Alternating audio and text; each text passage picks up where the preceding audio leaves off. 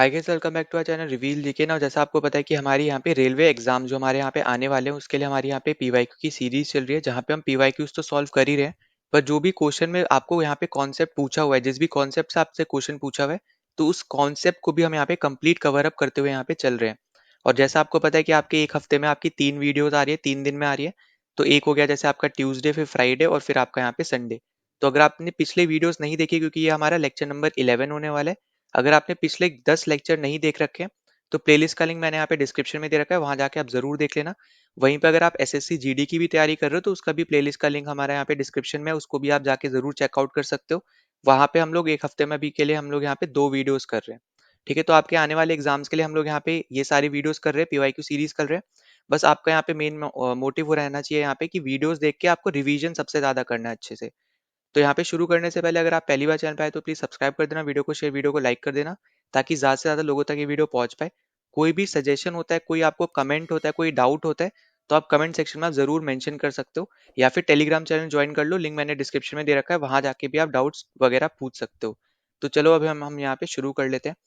तो सबसे पहले देखो क्वेश्चन आपसे बोल रहे हैं सबसे पहला, कि अब्दुल रहमान और ब्रिटिश राज रिप्रेजेंटेटिव, जिनका नाम था यहाँ पे मिस्टर मॉट टाइमर, तो इन दोनों ने बेसिकली यहाँ पे एक एग्रीमेंट साइन किया था, जिसकी वजह से एक आपका इंटरनेशनल बॉर्डर क्रिएट हुआ था। ठीक है, तो यहाँ पे ये जो क्वेश्चन है आपका बॉर्डर से रिलेटेड है, और ये अभी हाल फिलहाल में, क्योंकि बॉर्डर वाला जो सिनेरियो है ना, या फिर बॉर्डर वाली जो ये कॉन्सेप्ट बोल लो या फिर चीज बोल लो, ये बहुत ज्यादा न्यूज में है। जैसे आपको अभी आपने सुना होगा कि अभी ब्रिक्स समिट हुआ था आपका यहाँ पे रशिया में, तो उससे पहले यहाँ पे इंडिया चाइना का जो बॉर्डर इशू था, वो रिजॉल्व हो गया कहीं हद तक। हम ये नहीं बोलेंगे कि 100% ही एकदम रिजॉल्व हो गया, ऐसा नहीं होगा, पर यहाँ पे ये है कि कई हद तक हमारा यहाँ पे जो बॉर्डर इशू है वो यहाँ पे रिजॉल्व हुआ है। ठीक है, वहीं दूसरी तरफ अगर आप देखोगे, जैसे आपका यहाँ पे लेबनान और इसराइल, अब यहाँ पे वहां आपको देखने को मिल रहा है कि वॉर वगैरह वहां पे ही चल रही है।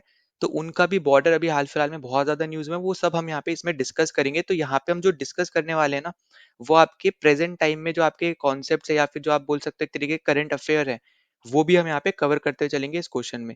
तो यहाँ पे आपको याद रखना है कि अब्दुल रहमान बेसिकली यहाँ पे अफगानिस्तान को रिप्रेजेंट कर रहे थे, और यहाँ पे जो आपका ब्रिटिश राज के यहाँ पे रिप्रेजेंटेटिव है, जो आपकी ब्रिटिश गवर्नमेंट है, उसको रिप्रेजेंट कर रहे थे। ठीक है, जो आपके मिस्टर मॉर टाइमर है। क्योंकि आपको जैसे पता है कि अफगानिस्तान को एक तरीके से यहाँ पे पहले ब्रिटिशर्स ने कब्जे में लिया था, यहाँ पे सेकेंड वॉर होने के बाद, क्योंकि पहले वाले में तो लोग हार गए थे। पर सेकेंड वाले में जब उन्होंने कब्जे में लिया, एक तरीके से आप समझो कि एक लाइन वहां पे क्रिएट कर दी थी, डूरेंट लाइन, जिसको हम लोग यहाँ पे नाम से जानते हैं। ठीक है, तो यहाँ पे जो राइट आंसर होगा वो है हमारा यहाँ पे डूरेंट लाइन, जो कि बनी थी आपकी डूरेंट कमीशन से। ठीक है, तो डूरेंट कमीशन से बेसिकली आपको यहाँ पे ये लाइन देखने को मिली थी, तो ये भी पॉइंट आपको यहाँ पे याद रख लेना है। इन दोनों ऑफिसर्स यहाँ पे, ये तो आपके ऑफिसर हो गए, ठीक है, यहाँ पे सिविल सर्वेंट हो गए, एक तरीके डिप्लोमेट टाइप। पर यहाँ पे ये जो है ये आपके हो गए यहाँ पे हेड ऑफ द स्टेट। ठीक है, वहां पे अफगानिस्तान के पॉइंट ऑफ व्यू से अगर हम बात करें, तो ये आपके अफगानिस्तान को रिप्रेजेंट कर रहे थे। तो ये जो आपके अभी प्रेजेंट टाइम में भी अगर आप देखोगे ना, तो इसकी वजह से अभी अफगानिस्तान और पाकिस्तान में भी यहाँ पे कुछ ना कुछ यहाँ पे आप बोल सकते हो यहाँ पे लड़ाई चलती रहती है, क्योंकि ये जो लाइन है बेसिकली अफगानिस्तान इसको नहीं मानता है। क्योंकि उनके जो एरियाज हैं जहाँ पे उनकी जो आप बोल सकते हो एक तरीके से जो ट्राइब हो गई, या फिर उनके जो लोकल लोग हैं, वो पाकिस्तान वाले एरिया में भी ज्यादातर आपको देखने को मिलेंगे, इसलिए वहाँ पे इस बॉर्डर को वो नहीं मानता है। तो इसलिए भी आपका ये बॉर्डर न्यूज में, तो ये भी पता होना चाहिए। और ये आपका पीवाईक्यू क्वेश्चन है, ठीक है, ये जो आपको यहाँ पे देखने को मिल रहा है। तो यहाँ पे ऑब्वियस सी बात है, हम पीवाईक्यू सीरीज कर रहे हैं, तो आपको यहाँ पे पीवाईक्यू क्वेश्चन ही देखने को मिलेंगे। एक दो क्वेश्चन मैं आपको यहाँ पे एक्स्ट्रा डाल देता हूँ, ताकि हम लोग यहाँ पे जो आपके बच गया जो कोई भी आपका यहाँ पे कॉन्सेप्ट, तो उसको हम यहाँ पे कवर कर ले। अब देखो इसके अलावा आपको यहाँ पे और क्या याद रखना है। अब जैसे आपको ये पहला ऑप्शन दे रखा है, तो देखो यहाँ पे ना आपको दो आपको नाम याद रखने हैं। पहला तो यहाँ पे RAD करके आपको यहाँ पे याद रखना है, रेड क्लिफ। या फिर कहीं कहीं आप यहाँ पे ज्यादातर तो ऐसे आप देखोगे रेड, जो आपको कलर वाला जो स्पेलिंग होता है रेड, इसमें बेसिकली हम लोग बोलते हैं इसको रेड क्लिफ। ठीक है, तो या तो आपको RAD करके दे देगा, या फिर RED दे देगा। ठीक है, यहाँ पे कंफ्यूज नहीं होना, यहाँ पे सेम ही चीज है। बस यही है कि कहीं किसी जगह आपको RAD करके लिखा होगा रेड क्लिफ, कहीं पे RED करके लिखा होगा, तो यही पॉइंट आपको बस यहाँ पे याद रख लेना है। अब यहाँ पे आपको याद रखना है कि ये जो आपका यहाँ पे रेड क्लिफ है, तो ये किसके कौन से कंट्रीज के बीच में आपका बेसिकली ये बॉर्डर पड़ता है, तो यह है आपका यहाँ पे इंडिया और पाकिस्तान। ठीक है, इंडिया एंड पाकिस्तान के बीच में आपको यहाँ पे ये बॉर्डर देखने को मिलेगा, तो सबसे पहले तो आपको यहाँ पे यही याद रखना है। फिर देखो इसके अलावा अगर हम आगे बात करते हैं, तो यहाँ पे नेक्स्ट अगर हम देखें, तो जैसे आपको अगर हम अपने पहले इंडिया के बारे में बात कर लेते हैं, तो जैसे आपका है यहाँ पे LAC, ठीक है, जिसको हम बेसिकली बोलते हैं यहाँ पे line of actual control, line of actual control, ठीक है, ये इसका होता है फुल फॉर्म। तो ये किस किस के बीच में आपको देखने को मिलता है, तो एक तो हो गया हमारा यहाँ पे इंडिया ही, और दूसरा आपका हो गया यहाँ पे चाइना।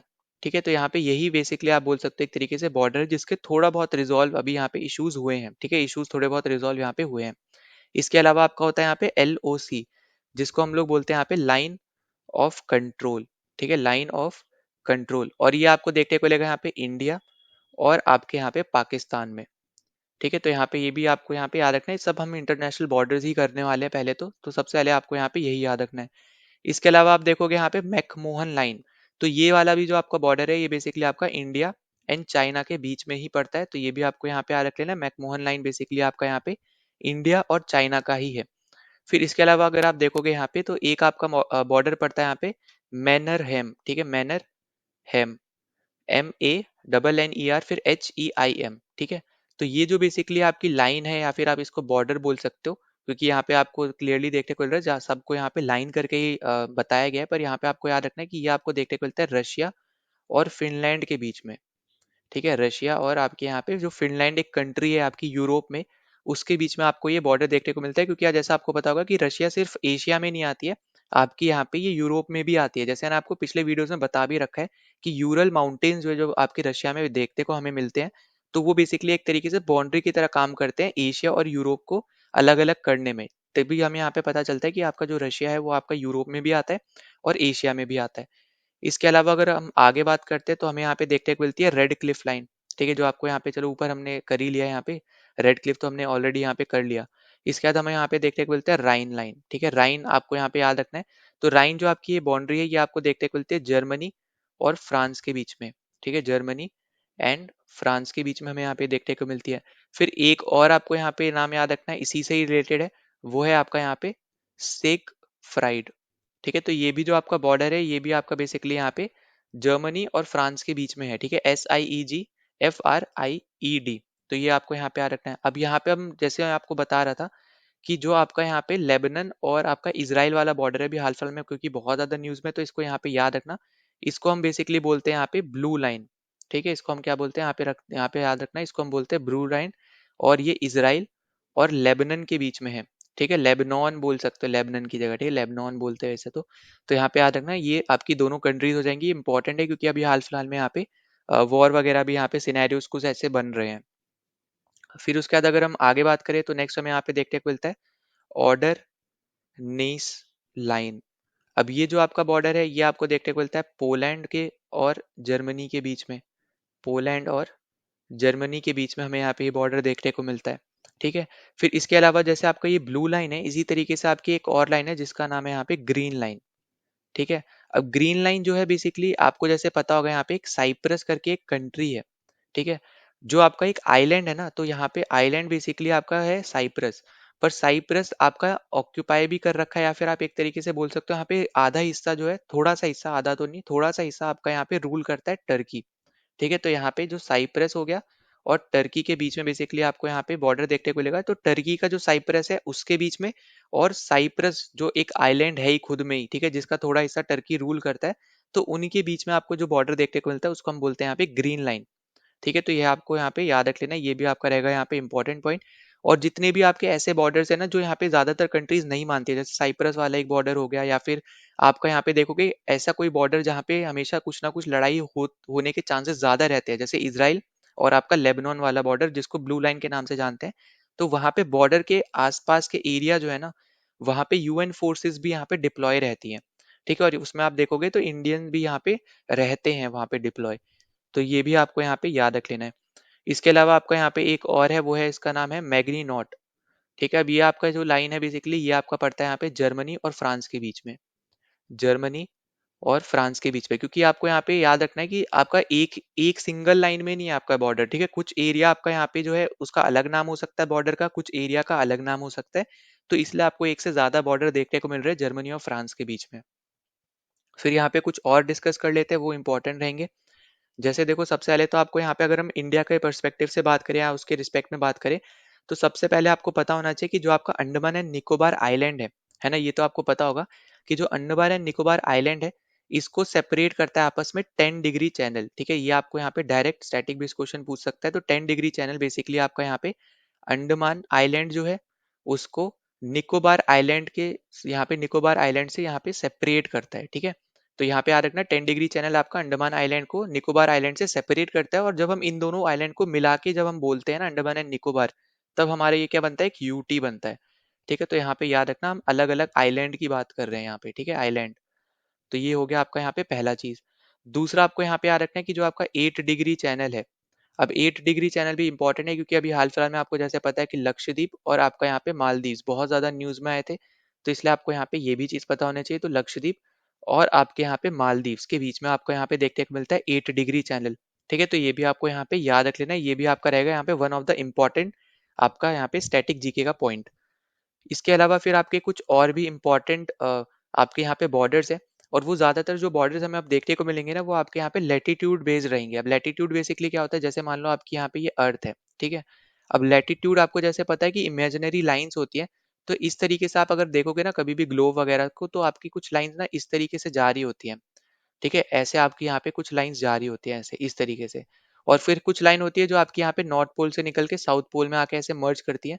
तो ये आपकी होती है जो आपकी लेटी हुई लाइन है ना, ये जो लेटी है, इनको ही बेसिकली हम बोलेंगे यहाँ पे लैटिट्यूड, ठीक है। सिंपल टर्म्स में आप ऐसे याद रख लो, जो लेटी हुई लाइन है उनको हम बोलते हैं लैटिट्यूड, और जो यहाँ पे खड़ी हुई लाइन है ये आपकी होती है लॉन्गिट्यूड। क्या क्या कैसे, आप जैसे फॉर एग्जाम्पल आप हाइट नापते हो, तो जब आप खड़े होते हो तभी आप नापते हो ना, तो इस तरीके से आप यहाँ पे याद रख सकते हो। तो लॉन्गिट्यूड आपका है यहाँ पे जो खड़ा हुआ है यहाँ पे लाइन है, ठीक है, यहाँ पे जो नॉर्थ से साउथ पोल की तरफ आ रही है, और ये पॉइंट पे आखिरी में आके मिलती है। पर लैटिट्यूड कभी भी नहीं मिलेगा, ठीक है, वो आपका यहाँ पे पैरेलल चलती है, जितनी भी लाइंस रहेंगी लैटिट्यूड में सब एक दूसरे से यहाँ पे पैरेलल रहेंगी, ठीक है। ये हो गया आपका यहाँ पे लॉन्गिट्यूड। तो ये हो गया आपके यहाँ पे पहले तो सिंपल बेसिक पॉइंट।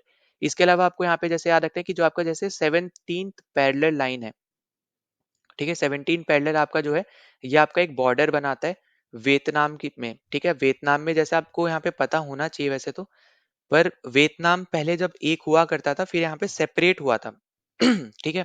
तो ये जो 17 पैरेलल है ये बेसिकली ना आपका साउथ वियतनाम और नॉर्थ वियतनाम के बीच में बॉर्डर बनाता है।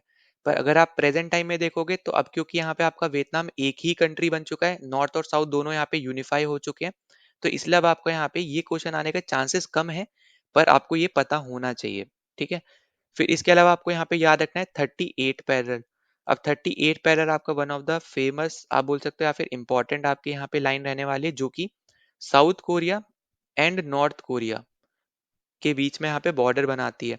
और आपको ये पता होगा कि अभी हाल फिलहाल में यहाँ पे नॉर्थ कोरिया वगैरह ने यहाँ पे जितने भी रोड्स कनेक्ट करते थे आपके नॉर्थ कोरिया को साउथ कोरिया से, वो सब यहाँ पे डिस्ट्रॉय कर दिए थे, ठीक है। यहाँ पे बम वम उड़ा उड़ा के ये सब, तो इसलिए आपके यहाँ पे बॉर्डर वाला जो चीज है ना अभी हाल फिलहाल में बहुत ज्यादा न्यूज में है, ठीक है।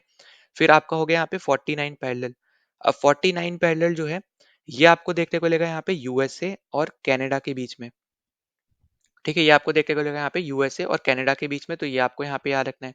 फिर एक आप यहाँ पे याद रख लो हिंडनबर्ग, ठीक है, हिंडनबर्ग लाइन।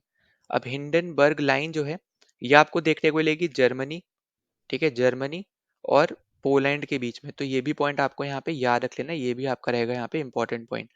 फिर अगर हम यहाँ पे देखते हैं और इम्पोर्टेंट, तो जैसे आपका यहाँ पे एक 31st पैरेलल है।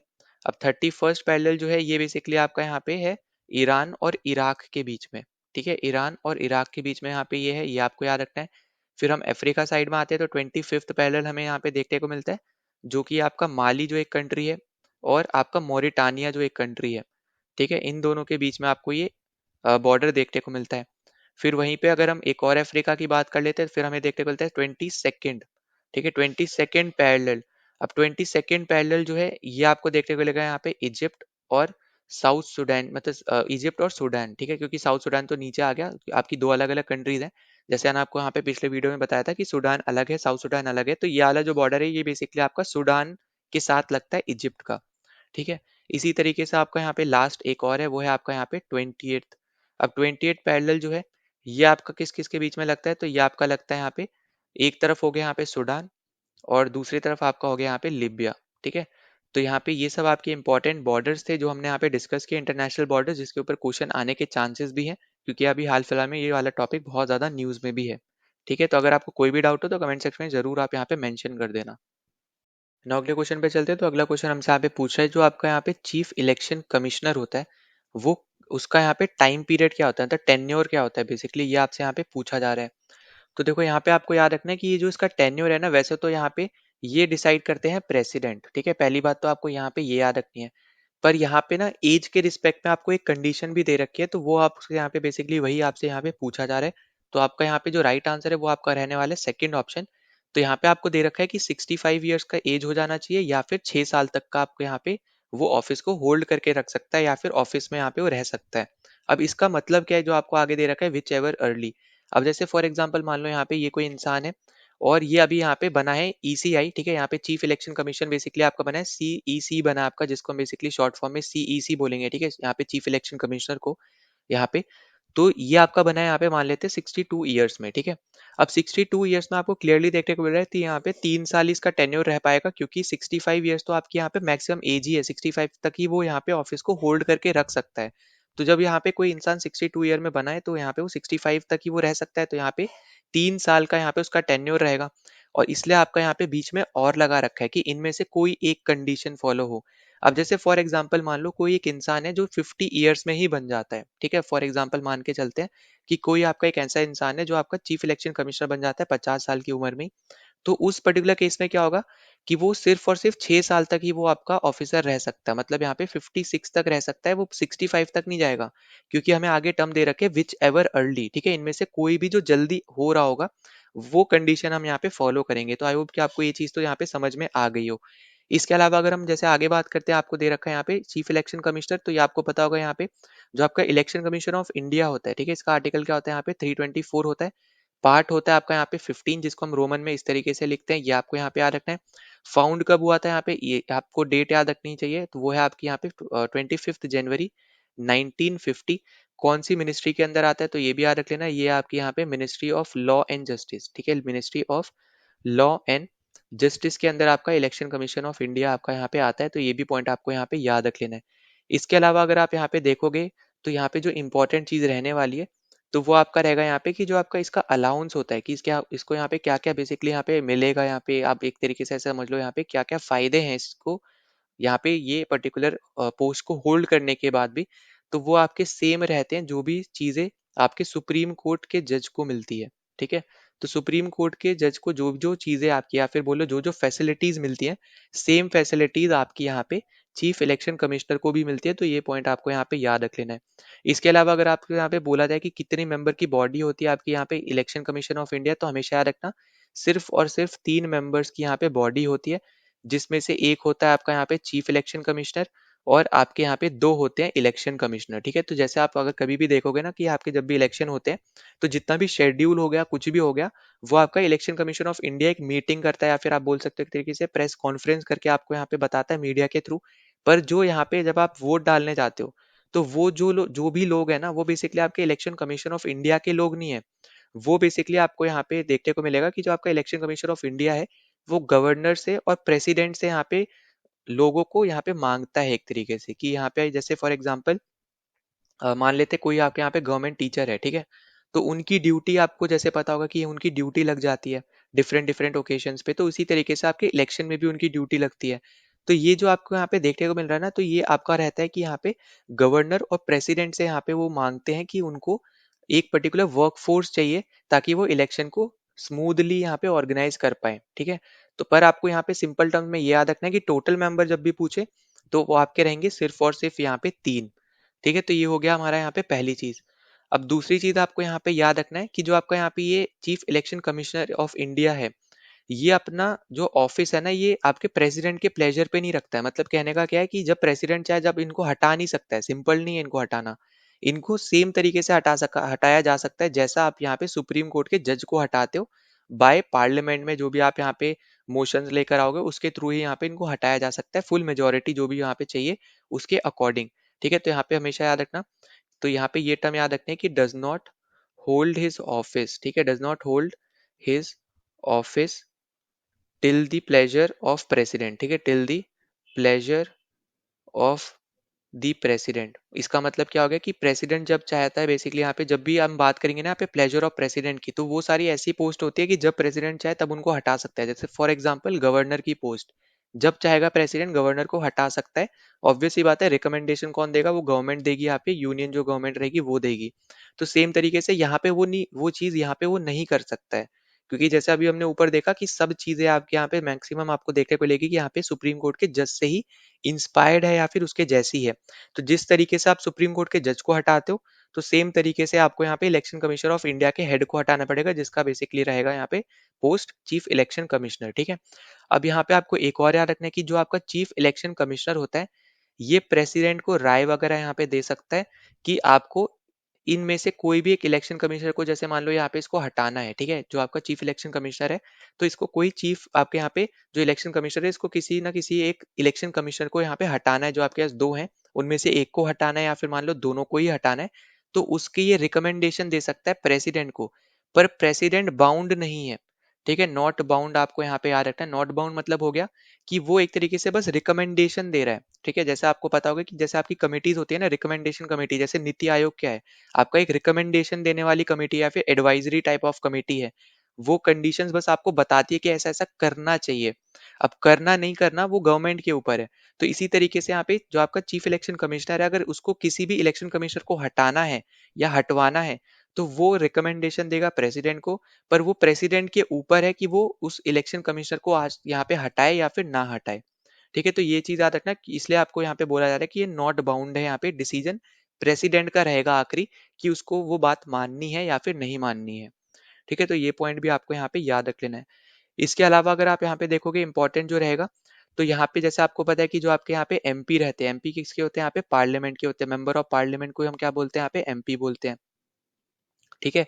इसी तरीके से आपका रहता है यहाँ पे एमएलए, जिसको हम बोलते हैं यहाँ पे मेंबर ऑफ लेजिस्लेटिव असेंबली, जो आपके यहाँ पे स्टेट में देखने को मिलती है, स्टेट लेजिस्लेचर में आपको यहाँ पे देखने को मिलेगा। अब यहाँ पे इसको एमएलए ही क्यों बोला गया? कि जैसे मैंने आपको पहले भी बताया कि आपका जो अपर हाउस है ना, जिसको हम बेसिकली स्टेट लेजिस्लेटिव काउंसिल बोलते हैं, वो सिर्फ और सिर्फ आपके 6 स्टेट्स में ही प्रेजेंट है।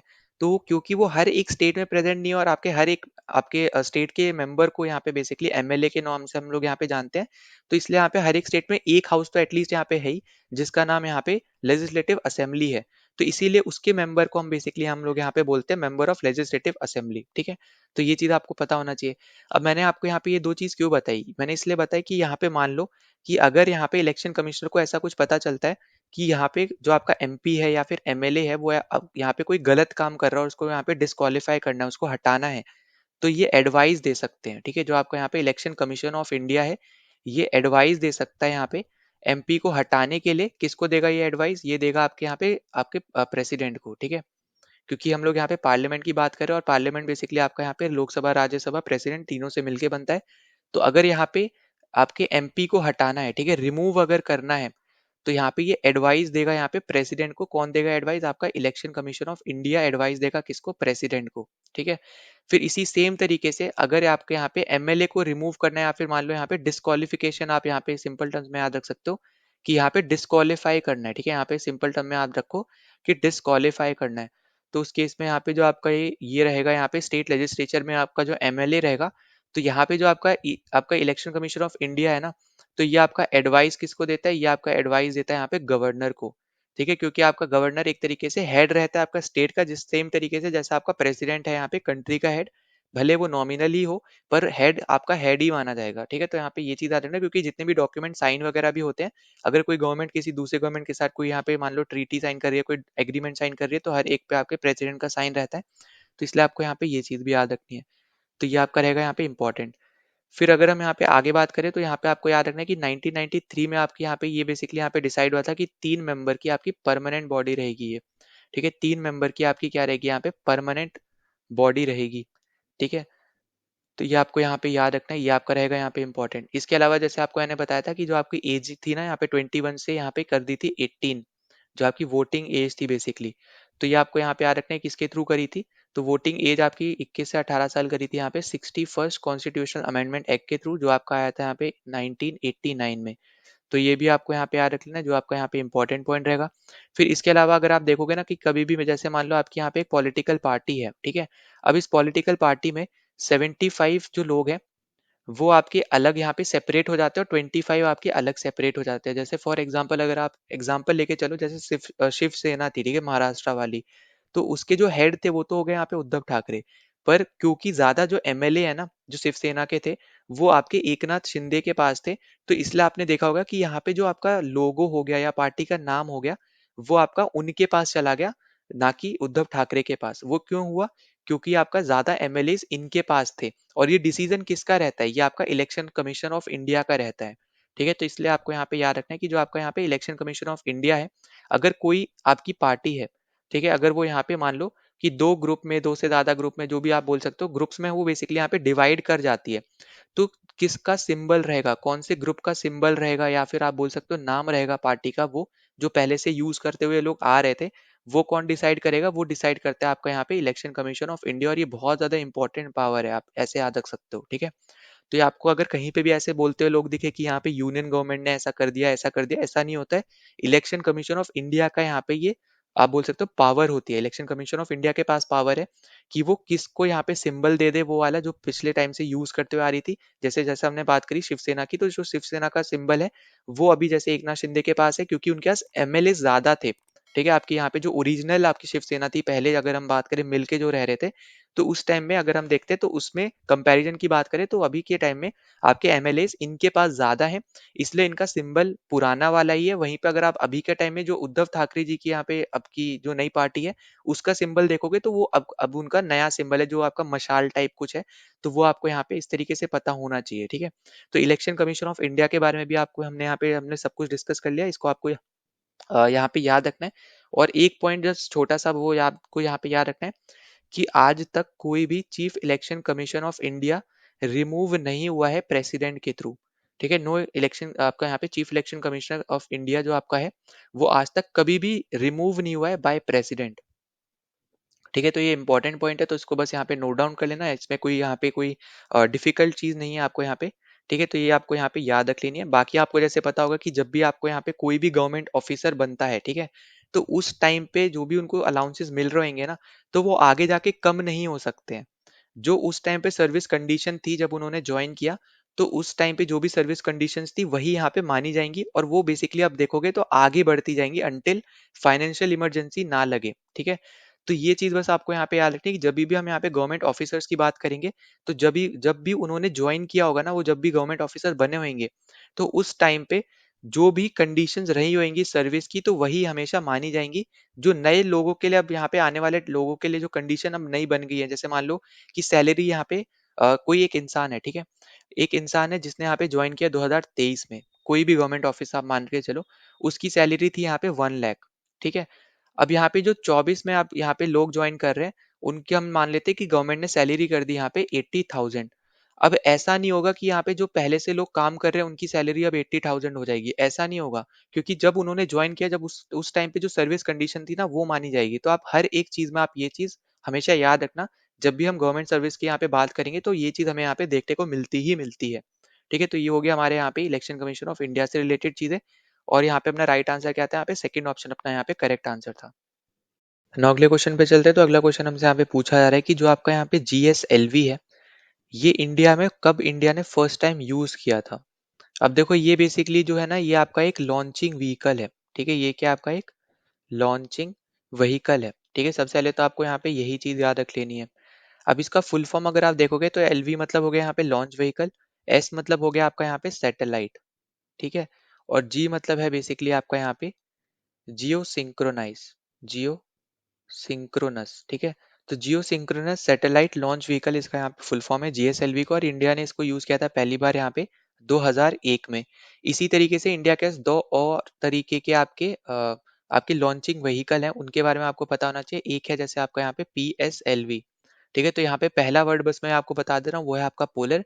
बाकी आपका सैटेलाइट लॉन्च व्हीकल यही सेम आपका यहाँ पे रहेगा। ठीक है, इसी तरीके से आपका एक और है एसएसएलवी, और यहाँ पे इसका फुल फॉर्म है स्मॉल। ठीक है, पहले वाले का एस का, फिर बाकी सेम है आपका सैटेलाइट लॉन्च व्हीकल, इसलिए आपको यहाँ पे मैं याद बता दे रहा हूँ। ठीक है, इसको लिख लेना बस अलग से। पी मतलब पोलर है, एस मतलब का स्मॉल है, और जीएसएलवी है, जी मतलब है जियो सिंक्रोनस, और बाकी आपका एसएलवी जो है वो सैटेलाइट लॉन्च व्हीकल ही है। ठीक है, तीनों में। अब यहाँ पे अगर आपसे मान लो, यहाँ पे तो आपसे पूछा है कि जीएसएलवी पहली बार कब यूज हुआ, अगर आपसे बोलता है कि एसएसएलवी पहली बार कब यूज हुआ, तो लेटेस्ट की अगर हम बात करें तो आपका ये 2022 में ही यूज हुआ है। ठीक है, मतलब सबसे लेटेस्ट जो आपका यूज हुआ इन तीनों में वो आपका एसएसएलवी ही है। और ये पहली बार यूज हुआ है, तो यहाँ पे इस तरीके से याद रखना कि लेटेस्ट भी है और पहली बार भी है, ठीक है। फिर इसके अलावा आपको यहाँ पे पीएसएलवी पूछ सकता है, तो पीएसएलवी सबसे पहले हमने यहाँ पे यूज किया था वो है आपका यहाँ पे 1993 में। तो पहली बार जब हमने पीएसएलवी यूज किया था इंडिया ने, तो वो यूज किया था 1993 में, तो ये पॉइंट आपको यहाँ पे याद रख लेना है। इसके अलावा अगर आप देखोगे ना, अभी हाल फिलहाल में आपका इसरो बहुत ज्यादा न्यूज में है। क्यों न्यूज में है? वो आपका इसलिए न्यूज में क्योंकि आपकी एक ऑर्गेनाइजेशन है जिसका नाम है यहाँ पे इंटरनेशनल, यहाँ पे मैं नाम लिख दे रहा हूँ पहले, इसका नाम है यहाँ पे international astronautical, international astronautical nautical आपका फेडरेशन, ठीक है। तो इसका ना एक अवार्ड बेसिकली यहाँ पे मिलता है, जिसका अवार्ड का नाम है, जिस अवार्ड का नाम है यहाँ पे वर्ल्ड स्पेस अवार्ड। और ये जो अवार्ड है ना, ये बेसिकली इस बार इसरो को मिला है, ठीक है। अब अगर आप खुद देखो तो ये जो अवार्ड है ना, ये आपका यहाँ पे जो आपके एलन मस्क की कंपनी है, ठीक है, उसको भी मिल रखा है। साथ ही साथ जो आपका चाइना का, यहाँ तक कि जो चाइना की स्पेस की जो एजेंसी है, ठीक है, उसको भी मिल रखा है। और ये इंडिया को अभी जाके मिला है। और किस मिशन की वजह से मिला है, तो ये भी आपसे पूछा जा सकता है। तो उस मिशन का भी आपको नाम पता होना चाहिए, वो है आपका यहाँ पे चंद्रयान 3, ठीक है, चंद्रयान 3। तो यहाँ पे ये नंबर हमेशा याद रखना, चंद्रयान देके आपको 1 2 3 ऐसे भी दे सकता है, क्योंकि यहाँ पे इंडिया के 3 चंद्रयान मिशन है, फोर्थ वाले पे भी मतलब यहाँ पे काम करेगी आगे जाके हमारे यहाँ पे इसरो जो है। पर अभी के लिए आपको याद रखना है कि 3 चंद्रयान मिशन है, और तीनों में से जो थर्ड वाला था, जो अभी लेटेस्ट वाला है यहाँ पे, उसके बारे में आपको पता होना चाहिए, ठीक है। तो ये हो गया हमारा यहाँ पे जो इंपॉर्टेंट चीज है वो। अब इसके अलावा अगर हम जैसे और बात करें, अगर मान लो आपसे पूछता है यहाँ पे कि जो इसरो है, इसके चेयरमैन कौन है, ठीक है, आपसे यहाँ पे कुछ इस तरीके का अगर मान लो यहाँ पे कोई क्वेश्चन पूछता है प्रेजेंट टाइम में, तो वो है आपके यहाँ पे doctor S Somnath, doctor S Somnath. तो ये आपको यहाँ पे याद रखना है। इसके अलावा जैसे यहाँ पे अगर मान लो ये पूछता है कि ये अवार्ड यहाँ पे कहाँ पे दिया गया, तो ये दिया गया यहाँ पे इटली में। इटली में एक बेसिकली आपका यहाँ पे शहर है जिसका नाम है मिलान, ठीक है, मिलान आपका शहर पड़ता है इटली में, वहां पे ये अवार्ड सेरेमनी थी और वहां पे ये दिया गया है। तो ये भी पॉइंट आपको यहाँ पे याद रखना है। फिर आपसे पूछा जा सकता है कि हम लोग नेशनल स्पेस डे कब मनाते हैं, ठीक है, नेशनल स्पेस डे हम लोग कब मनाते हैं। अब ये क्यों पूछा जाएगा, वो इसलिए ही पूछा जाएगा क्योंकि चंद्रयान 3 की वजह से ही हम लोग नेशनल स्पेस डे उस पर्टिकुलर दिन को हम लोग मनाते हैं, जिस दिन चंद्रयान 3 सफल हुआ था, ठीक है।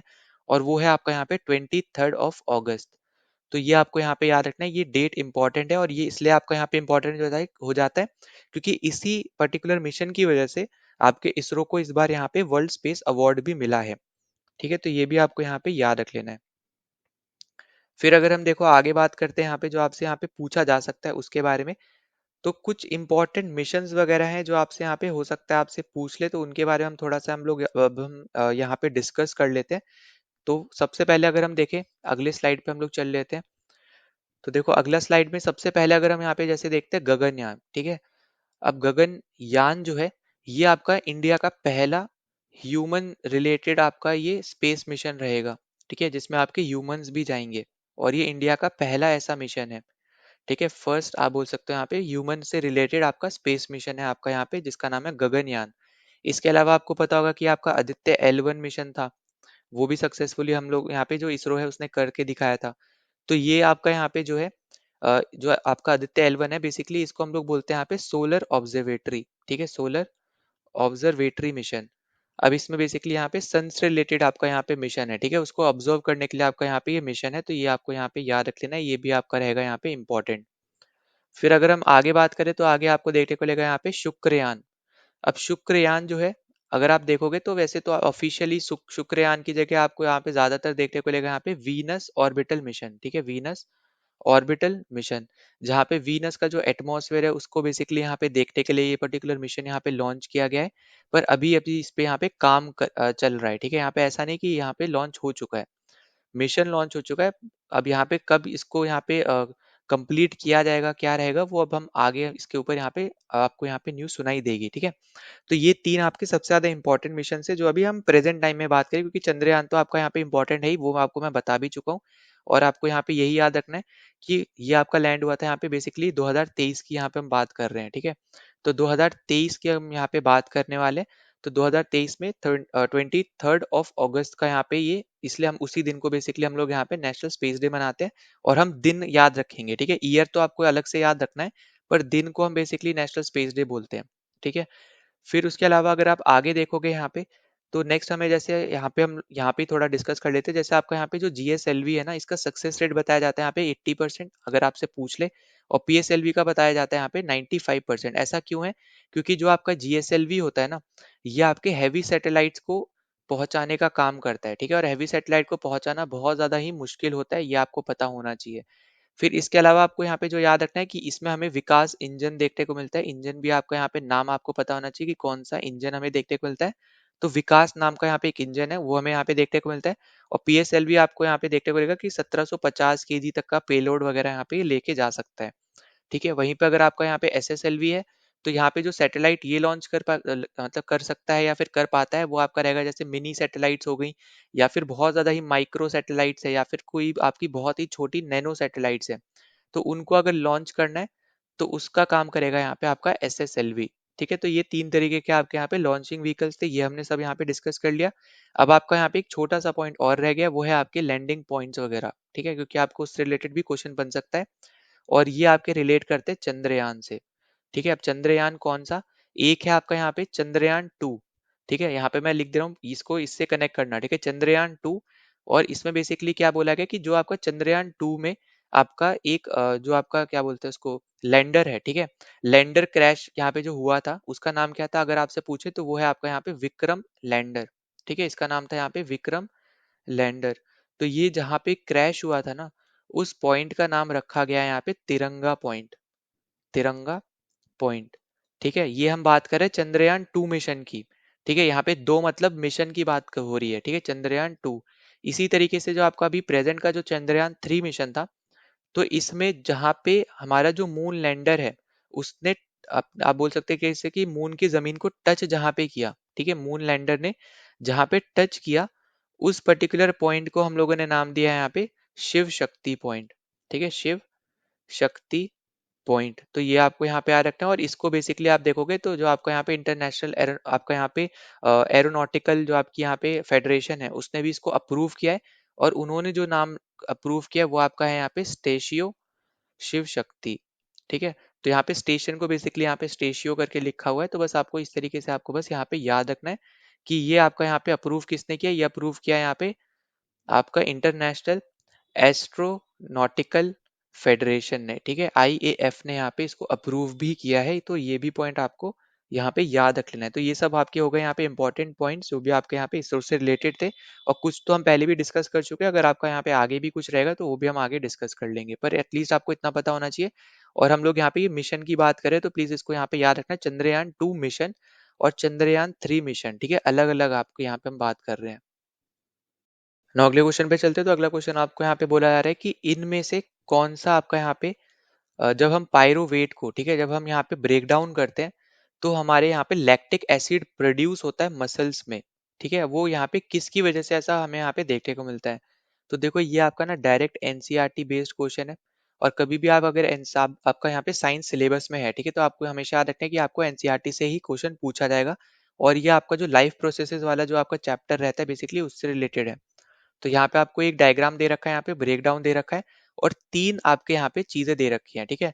अब सबसे पहले तो आपका है यहाँ पे ग्लूकोज, जो आपको यहाँ पे पता होना चाहिए। तो ग्लूकोज को ना हम हमेशा तोड़ते हैं जब, तो हमारा बनता है पायरोवेट, ठीक है। ये आपका यहाँ पे इंपॉर्टेंट पॉइंट रहेगा। और इसको यहाँ पे बेसिकली साइटोप्लाज्म में आपको ये चीज देखने को मिलेगा। अब इसके बाद जो है ना, यहाँ पे ये तीन कंडीशन आपको दे रखी है, पर जो आपसे पूछ रखा है वो आपकी यहाँ पे ये वाली कंडीशन है, सेकेंड वाली। तो यहाँ पे आपको हमेशा याद रखना है कि जब आपका यहाँ पे लैक ऑफ ऑक्सीजन आपको देखने को मिलता है, तब आपका यहाँ पे लैक्टिक एसिड आपका यहाँ पे बनता है आपके मसल्स में, ठीक है। तो ये चीज याद रखना। और एनर्जी तो आपके हर एक में बनी रही है, ठीक है, एनर्जी से आपको कंफ्यूज नहीं होना है कि एनर्जी भी यहाँ पे बन रही है, नहीं, तीनों में ही आपकी एनर्जी बनेगी। तो ये तो आपको यहाँ पे याद रहेगा ही रहेगा। बस इतना याद रखना कि जब भी आपका पायरोवेट ब्रेक डाउन होता है, तो उसमें लैक ऑफ ऑक्सीजन की वजह से आपका लैक्टिक एसिड प्रोड्यूस होता है।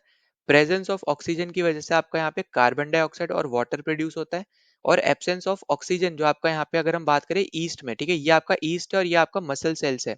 इन दोनों में डिफरेंस भी याद रखना। जब हम बात करेंगे यहाँ पे मसल सेल्स में, तो उस पर्टिकुलर केस में जब आपका लैक ऑफ ऑक्सीजन रहेगा, तब आपका लैक्टिक एसिड प्रोड्यूस होगा। वहीं पे जब आपका लैक ऑफ आपका ऑक्सीजन है, एब्सेंस ऑफ ऑक्सीजन है ईस्ट में, तब आपको यहाँ पे देखने को मिलता है यहाँ पे इथेनॉल और कार्बन डाइऑक्साइड। ठीक है, तो ये तीन आपके रिएक्शंस आप एक तरीके से बोल सकते हो, या फिर डायग्राम के थ्रू इसको यहाँ पे याद कर लेना। डायरेक्ट आपका एनसीईआरटी बेस्ड क्वेश्चन है, तो यहाँ पे जो अपना राइट आंसर बनेगा वो यहाँ पे बनने वाला है लैक ऑफ ऑक्सीजन की वजह से हमें यहाँ पे ये चीज देखने को मिलती है। बाकी तो तीनों में से आपका यहाँ पे एक भी चीज कहीं पे भी मैच नहीं होगी। ठीक है, या तो आपको लैक ऑफ ऑक्सीजन देखने को मिल रहा है या फिर प्रेजेंस ऑफ ऑक्सीजन देखने को मिल रहा है। तो ये चीज आपको यहाँ पे हमेशा यहाँ पे याद रख लेनी, इंपॉर्टेंट पॉइंट है यहाँ पे ये। अगले क्वेश्चन पे चलते हैं। तो देखो अगला क्वेश्चन हमें यहाँ पे क्या दे रखा है, हमें यहाँ पे ना मैच ऑफ द मतलब मैच द फॉलोइंग हमें यहाँ पे दे रखा है, और जितने भी आपको क्वेश्चन देखने को मिल रहे हैं सब आपके यहाँ पे आए हुए क्वेश्चन है। तो यहाँ पे जो आपको पूछा जा रहा है, आपको एक तरफ दे रखा है कि क्या खोज हुई है उसका नाम दे रखा है, दूसरी तरफ आपको यहाँ पे आपको उस पर्टिकुलर पर्सनैलिटी का नाम दे रखा है कि किसने उसको यहाँ पे खोजा है। ठीक है, अब जैसे आपका यहाँ पे इलेक्ट्रॉन है, इलेक्ट्रॉन को तो आपको हर एक को पता होगा, यहाँ पे आपको खोजा था यहाँ पे जे जे थॉमसन ने, तो आर का तो आपका होने वाला है ए। अब आर का ए अगर आप मिलाओगे तो आपका सेकंड और फोर्थ आपका दोनों कैंसिल हो गया, और हमें यहाँ पे एक चीज दिख रही है कि एस का हमारा यहाँ पे डी होने वाला है, तो प्रोटॉन यहाँ पे है रदरफोर्ड का। ठीक है, अब यहाँ पे जो आपको बाकी चीजें दे रखी है, जैसे आपका डायनामो वगैरह और डायनामाइट दे रखा है, तो आपको हमें यहाँ पे याद रखना है कि जो आपका डायनामाइट है इसको यहाँ पे ढूंढा था एल्फ्रेड नोबल ने, और ये वही इंसान है जिनके नाम पे बेसिकली आपका नोबेल प्राइज शुरू हुआ है। ठीक है, तो यहाँ पे आप ये भी बोल सकते हो कि यहाँ पे नोबेल प्राइज को भी फाउंड करने वाले यही हैं, तो ये भी पॉइंट आपको यहाँ पे याद रख लेना है। और आपका एक चीज बचा वो है आपका यहाँ पे डायनामो, तो डायनामो है आपका यहाँ पे क्यू का बी। ठीक है, तो ये हमारा यहाँ पे थर्ड ऑप्शन जो हो जाएगा यहाँ पे एकदम करेक्ट आंसर हो जाएगा। अब इसके अलावा देखो आपको यहाँ पे और क्या चीजें आपको यहाँ पे याद रखनी है। अगर हम कभी भी यहाँ पे एटम की बात करते हैं ना, तो देखो एटम की जब हम यहाँ पे बात करते हैं तो हमें यहाँ पे तीन चीजें आपको यहाँ पे पता होनी चाहिए। जैसे आपका हो गया यहाँ पे प्रोटॉन जो आपका पॉजिटिवली चार्ज रहता है, एक आपका होता है यहाँ पे इलेक्ट्रॉन जो आपका नेगेटिवली चार्ज रहता है, और एक आपका होता है यहाँ पे न्यूट्रॉन जिसको हम एन से रिप्रेजेंट करेंगे, जो आपका यहाँ पे इस पे कोई भी चार्ज नहीं होता है। ठीक है, तो यहाँ पे ये तो हो गया आपके तीन। इसके अलावा जैसे आपका एटम है, इसको यहाँ पे किसने ढूंढा था, जैसे आपका यहाँ पे नाम पूछ ले तो वो है आपके यहाँ पे जॉन डेल्टन। ठीक है, जॉन डेल्टन ने यहाँ पे ढूंढा था। इन्होंने ही यहाँ पे एटॉमिक थ्योरी भी दी थी। ठीक है, एटॉमिक थ्योरी भी इन्होंने यहाँ पे दी थी, तो ये भी पॉइंट आपके लिए इंपॉर्टेंट रहेगा, ये भी आपको पता होना चाहिए। ठीक है, तो एटम की खोज की थी जॉन डेल्टन ने, एटॉमिक थ्योरी भी इन्होंने दी थी, तो ये चीज आपको यहाँ पे पता होना चाहिए। फिर जैसे हमने यहाँ पे बात करी प्रोटॉन की, ठीक है, तो प्रोटॉन की अगर आपसे बोले कि यहाँ पे प्रोटॉन को किसने खोजा था, तो ये थे आपके यहाँ पे ई गोल्डस्टीन। ठीक है, अब खोजा यहाँ पे है ई गोल्डस्टीन वगैरह ने, जो कि आपका यहाँ पे एक एक्सपेरिमेंट किया था इन्होंने 1886 में। ठीक है, और इस एक्सपेरिमेंट का क्या नाम था, इस एक्सपेरिमेंट का नाम था यहाँ पे रे कैनाल रे एक्सपेरिमेंट। ठीक है, कैनाल रे एक्सपेरिमेंट। अब यहाँ पे आपको यहाँ पे एक कंफ्यूजन रह सकते हैं कि रदरफोर्ड का यहाँ पे नाम क्यों दिया गया है ना। आपके मन में यहाँ पे ये चीज आ सकती है कि क्योंकि यहाँ पे गोल्डस्टीन का बेसिकली यहाँ पे नाम रहना चाहिए, आपका रदरफोर्ड का क्यों है, क्योंकि इसको नाम जो है वो रदरफोर्ड ने दिया था, ढूंढा भले इन्होंने था, ई गोल्डस्टीन ने ढूंढा था, पर जो यहाँ पे ये नाम है ना, ये बेसिकली आपको यहाँ पे देखने को मिलेगा, ये नेम जो यहाँ पे दिया गया है प्रोटॉन का, ये आपका दिया गया है यहाँ पे रदरफोर्ड के द्वारा। क्योंकि आपका जो ई गोल्डस्टीन थे, इन्होंने तो इसका यहाँ पे जो नाम है वो आपका H प्लस आयन दिया था। ठीक है, तो यहाँ पे इन्होंने आपको जो आपके जैसे H plus ion O H negative ion जो हम यहाँ पे पढ़ते हैं, तो इसी तरीके से यहाँ पे इन्होंने जो पॉजिटिव चार्ज है उसको बेसिकली यहाँ पे H प्लस आयन से आप बोल सकते हो यहाँ पे कंपेयर कर दिया था, या फिर इनका यहाँ पे आप एक तरीके से बोल लो कि नाम दिया था। ठीक है, बस इतना पॉइंट आपको यहाँ पे याद रखना है। इसी तरीके से जो आपको यहाँ पे न्यूट्रॉन था, ठीक है, तो इसके पास कोई भी चार्ज नहीं होता है, जैसे मैंने आपको बताया यहाँ पे नो चार्ज, न्यूट्रॉन के पास क्या होता है, नो चार्ज, कोई भी चार्ज नहीं होता है। तो इसको यहाँ पे जिसने ढूंढा था इनका नाम था यहाँ पे जेम्स चैडविक, जेम्स चैडविक। ठीक है, तो यहाँ पे ये पॉइंट आपको यहाँ पे याद रख लेना, 1932 में इसको ढूंढा गया था, ये आपको पता होना चाहिए। ठीक है, अब ये जो आपका है ना न्यूट्रॉन, अगर हम बात करें तो ये आपके हर एक एलिमेंट में प्रेजेंट होता है एक्सेप्ट आपका यहाँ पे हाइड्रोजन। ठीक है, एक्सेप्ट आपके हाइड्रोजन के, ये हमें हर एक जो आपका यहाँ पे एटम्स है उन हर एक एटम में हमें ये चीज देखने को मिलती है, तो ये आपको पता होना चाहिए। फिर वहीं पे एटॉमिक सिंबल जैसा अगर आपको नहीं पता तो आपको पता होना चाहिए यहाँ पे ए, फिर यहाँ पे आपका आता है एक्स, और ये आपका यहाँ पे जेड। अब इसका मतलब क्या है यहाँ पे, तो वो हम यहाँ पे थोड़ा लिख लेते हैं आपको ताकि ये पता चल जाए। तो ए है आपका यहाँ पे मास नंबर। ठीक है, ये आपका जो ए है ये बेसिकली रिप्रेजेंट करता है मास नंबर को। जो जेड है ये आपका रिप्रेजेंट करता है अटोमिक नंबर को। ठीक है, अटोमिक नंबर को। और एक्स जो है ये बेसिकली आपका एलिमेंट का सिंबल होता है। ठीक है, तो ये चीज आपको यहाँ पे याद रखनी है। अब जैसे आपको यहाँ पे टर्म पता होगी यहाँ पे आइसोटोप्स, है ना। अब आइसोटोप्स क्या होते हैं, आइसोटोप आपके ऐसे एलिमेंट्स बोल लो यहाँ पे होते हैं जो सेम एलिमेंट है। ठीक है, एलिमेंट क्या होंगे यहाँ पे, सेम एलिमेंट हमें यहाँ पे देखने को मिलेंगे, बस फर्क क्या होगा यहाँ पे, फर्क रहेगा यहाँ पे कि सेम एटम हमें उसके अंदर देखने को मिलता है, पर यहाँ पे हमें डिफरेंट मास नंबर देखने को मिलता है। ठीक है, आपका एटम नंबर तो सेम है, पर आपका जो मास नंबर है वो आपका रहेगा यहाँ पे डिफरेंट। ठीक है, डिफरेंट मास नंबर। अब एग्जाम्पल के तौर पे आपके जैसे हाइड्रोजन के जो आपके आइसोटोप्स होते हैं 1H1, फिर आपका यहाँ पे रहेगा 2H1, फिर 3H1, है ना, ये सब आपके रहते हैं यहाँ पे आइसोटोप्स आपके हाइड्रोजन के। इसी तरीके से आपका कार्बन का आइसोटोप्स रहते हैं यहाँ पे 12C, आपका यहाँ पे 6 हो गया, फिर 13C6 है आपका, 14C6 है। तो ये सब क्या आपके आइसोटोप्स है, जहाँ पे आपका मास नंबर अगर आप देखोगे आपका ऊपर वाला होता है। अभी हमने यहाँ पे देखा भी मास नंबर क्या है, यहाँ पे ऊपर वाला हिस्सा है ना, तो ये आपके चेंज हो रहे हैं। वहीं पे जो आपका एटॉमिक नंबर है वो आपका सेम रह रहा है, ये आपका रहता है बेसिकली आइसोटोप। और आइसोटोप में आप हमेशा यहाँ पे एक ही एलिमेंट लेके चलोगे, उस एलिमेंट की जो आइसोटोप्स है वो आप बताते हो। अलग अलग एलिमेंट लेके आप यहाँ पे कंपैरिजन नहीं करते हो, एक ही एलिमेंट लोगे, उसमें सेम एटॉमिक नंबर रहता है, डिफरेंट आपका मास नंबर होता है। ऐसा कहाँ पे भी आपको देखने को मिलता है, तो वो सब आपके एलिमेंट्स के आइसोटोप्स रहते हैं। ठीक है, और इसके यहाँ पे यूजेस भी रहते हैं, जैसे यूरेनियम वाला आपका यहाँ पे न्यूक्लियर फ्यूल के तौर पे यूज होता है। इसी तरीके से जो आपका यहाँ पे आयोडीन वाला है वो आपका गोइटर की ट्रीटमेंट के लिए यूज होता है। ठीक है, आयोडीन का यहाँ पे जो आइसोटोप रहेगा, ठीक है, आइसोटोप की हम यहाँ पे बात ही कर रहे हैं, तो जो आपका यहाँ पे आयोडीन का जो आपका आइसोटोप रहता है, ये आपका गोइटर, जो आपका यहाँ पे गले में जो आपकी एक तरीके से बीमारी होती है उसके ट्रीटमेंट के लिए आपका यहाँ पे यूज होता है। यूरेनियम वाला जो है, यूरेनियम, तो ये आपका यहाँ पे यूज होता है न्यूक्लियर फ्यूल की तरह। ठीक है, न्यूक्लियर फ्यूल की तरह आपके न्यूक्लियर रिएक्टर्स में। फिर आपका यहाँ पे जो कोबाल्ट है, ठीक है, कोबाल्ट आपका एक और होता है जिसके आइसोटोप्स होते हैं, तो ये आपका यूज होता है कैंसर के ट्रीटमेंट में। कैंसर के ट्रीटमेंट में आपका यहाँ पे कोबाल्ट भी यूज होता है, तो ये आपको पता होना चाहिए। ठीक है, तो ये हो गया आपके यहाँ पे इंपॉर्टेंट आइसोटोप्स। फिर आपका यहाँ पे एक टर्म आती है आइसोबार्स की। ठीक है, तो यहाँ पे तीन जो टर्म्स है वो हम यहाँ पे सिर्फ डिस्कस करेंगे। आइसोटोप्स हमने डिस्कस कर लिया, जहाँ पे सेम एलिमेंट रहेंगे और उन एलिमेंट में आपका सेम एटॉमिक नंबर रहेगा पर डिफरेंट मास नंबर रहेगा। वहीं पे जो आपका आइसोबार है, यहाँ पे हमें क्या देखने को मिलता है, डिफरेंट एलिमेंट देखने को मिलता है। पहला आपका यहाँ पे ये डिफरेंस हो जाएगा, डिफरेंट एलिमेंट हमें यहाँ पे देखने को मिलते हैं। ठीक है, फिर इसमें हमें देखने को मिलता है यहाँ पे different atomic number, different atomic number हमें यहाँ पे देखने को मिलते हैं, तो ये भी पॉइंट आपको याद रखना है।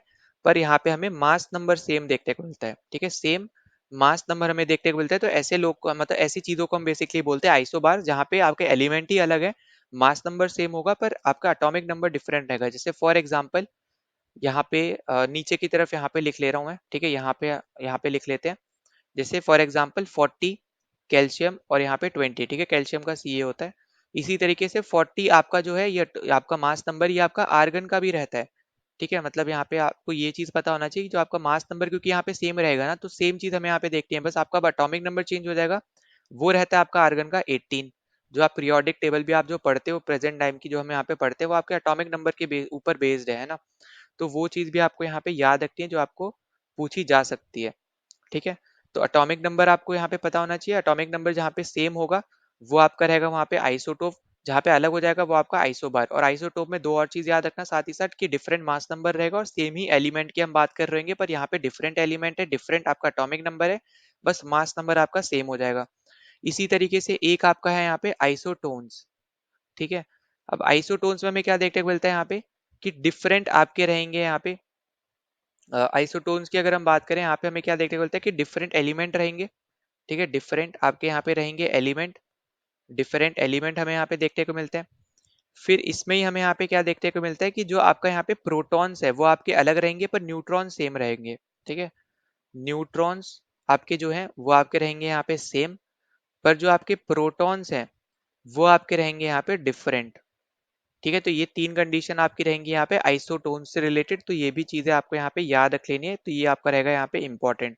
जैसे फॉर एग्जांपल आपका यहाँ पे क्लोरीन 37 है। ठीक है, अब इसमें जो है आपका यहाँ पे 17 होते हैं यहाँ पे प्रोटॉन, 20 होते हैं न्यूट्रॉन। इसी तरीके से जो आपका यहाँ पे पोटेशियम है, जिसको हम के से रिप्रेजेंट करते हैं, उसका है यहाँ पे 39, जहाँ पे आपका 19 है प्रोटॉन, और आपका यहाँ पे न्यूट्रॉन जो है वो आपका रहता है यहाँ पे 20। ठीक है, तो ये आपके यहाँ पे डिफरेंसेस हैं आपके आइसोटोप, आइसोबार और आपके आइसोटोन्स में। बाकी हमने यहाँ पे किसके ने क्या क्या ढूंढा, क्या रखा, वो सब हमने यहाँ पे थोड़ा बहुत डिस्कस कर लिया है। कोई डाउट होता है कमेंट सेक्शन में जरूर आप यहाँ पे पूछ सकते हो। ना अगले क्वेश्चन पे चलते हैं। तो अगला क्वेश्चन हमसे यहाँ पे पूछ रहा है कि कौन सा मिरर हम लोग यहाँ पे प्रेफर करते हैं। रेयर व्यू इमेज देखने के लिए, मतलब कहने का क्या है, जैसे आपका यहाँ पे आपको पता है कि जो आपके साइड मिरर्स रहते हैं ना बेसिकली आपके व्हीकल में, चाहे आप कार ले लो या फिर आप यहाँ पे मोटरसाइकिल ले लो, कोई भी आप ले लो, तो बाइक में भी अगर आप देखते हो तो हर एक में आपको दो बेसिकली मिरर्स आपको देखने को मिलते हैं, है ना, एक इस साइड, एक आपका लेफ्ट साइड में, एक आपका राइट साइड में। तो ये आपसे यही पूछ रहा है कि यहाँ पे रेयर व्यू देखने के लिए, रेयर व्यू मतलब होता है पीछे का, यहाँ पे देखने के लिए आप जो मिरर यूज करते हो तो उसमें वो कौन सा मिरर यूज होता है। जो आपको मैंने बताया कि दो आपके यहाँ पे होते हैं हर एक व्हीकल में, तो उसमें बेसिकली कौन सा मिरर यूज होता है ये आपसे पूछा जा रहा है। अब देखो सबसे पहले तो आप हमेशा याद रखना कि टाइप्स ऑफ मिरर की बात होगी ना, तो हमेशा आपको याद रखना है कि दो तरीके के आपको मिरर देखने को मिलते हैं, एक होता है आपका यहाँ पे प्लेन मिरर और दूसरा आपका होता है यहाँ पे स्पेरिकल मिरर, ठीक है। एक होता है आपका यहाँ पे प्लेन मिरर, एक होता है आपका spherical mirror. Plane mirror basically आपका सिर्फ ऐसा आपका रहेगा, जो आप यहाँ पे घर में जो बेसिकली आप जितने भी मिरर्स वगैरह देखते हो वो सब आपकी प्लेन मिरर्स रहती है, यहाँ पे पीछे सिल्वर कलर की यहाँ पे कोटिंग होती है, ठीक है। फिर वहीं पे जो आपका स्पेरिकल मिरर है, स्पेरिकल मिरर कुछ इस तरीके से आपका रहेगा। और अगर आपसे कभी ऐसा पूछा जाता है कि कॉनकेव और कॉन्वेक्स, ठीक है, कॉनकेव और कॉन्वेक्स जो आपके यहाँ पे मिरर्स है, वो आपके कौन से टाइप के मिरर्स में काउंट होते हैं या फिर किससे बनते हैं, तो हमेशा याद रखना वो आपके स्पेरिकल मिरर से बनते हैं, ठीक है। अब जब आप स्पेरिकल मिरर को जब दो हिस्सों में तोड़ते हो, ठीक है, दो हिस्सों में आप इसको अलग करते हो, तो ये जो आपका डिजाइन जैसा बन रहा है इधर से, जहाँ पे कर्व इस तरफ में है, ये वाला जो कर्व है, इसको हम लोग बोलते हैं कॉन्वेक्स मिरर, ठीक है। इसको हम क्या बोलते हैं, इसको हम बोलते हैं यहाँ पे कॉन्वेक्स मिरर।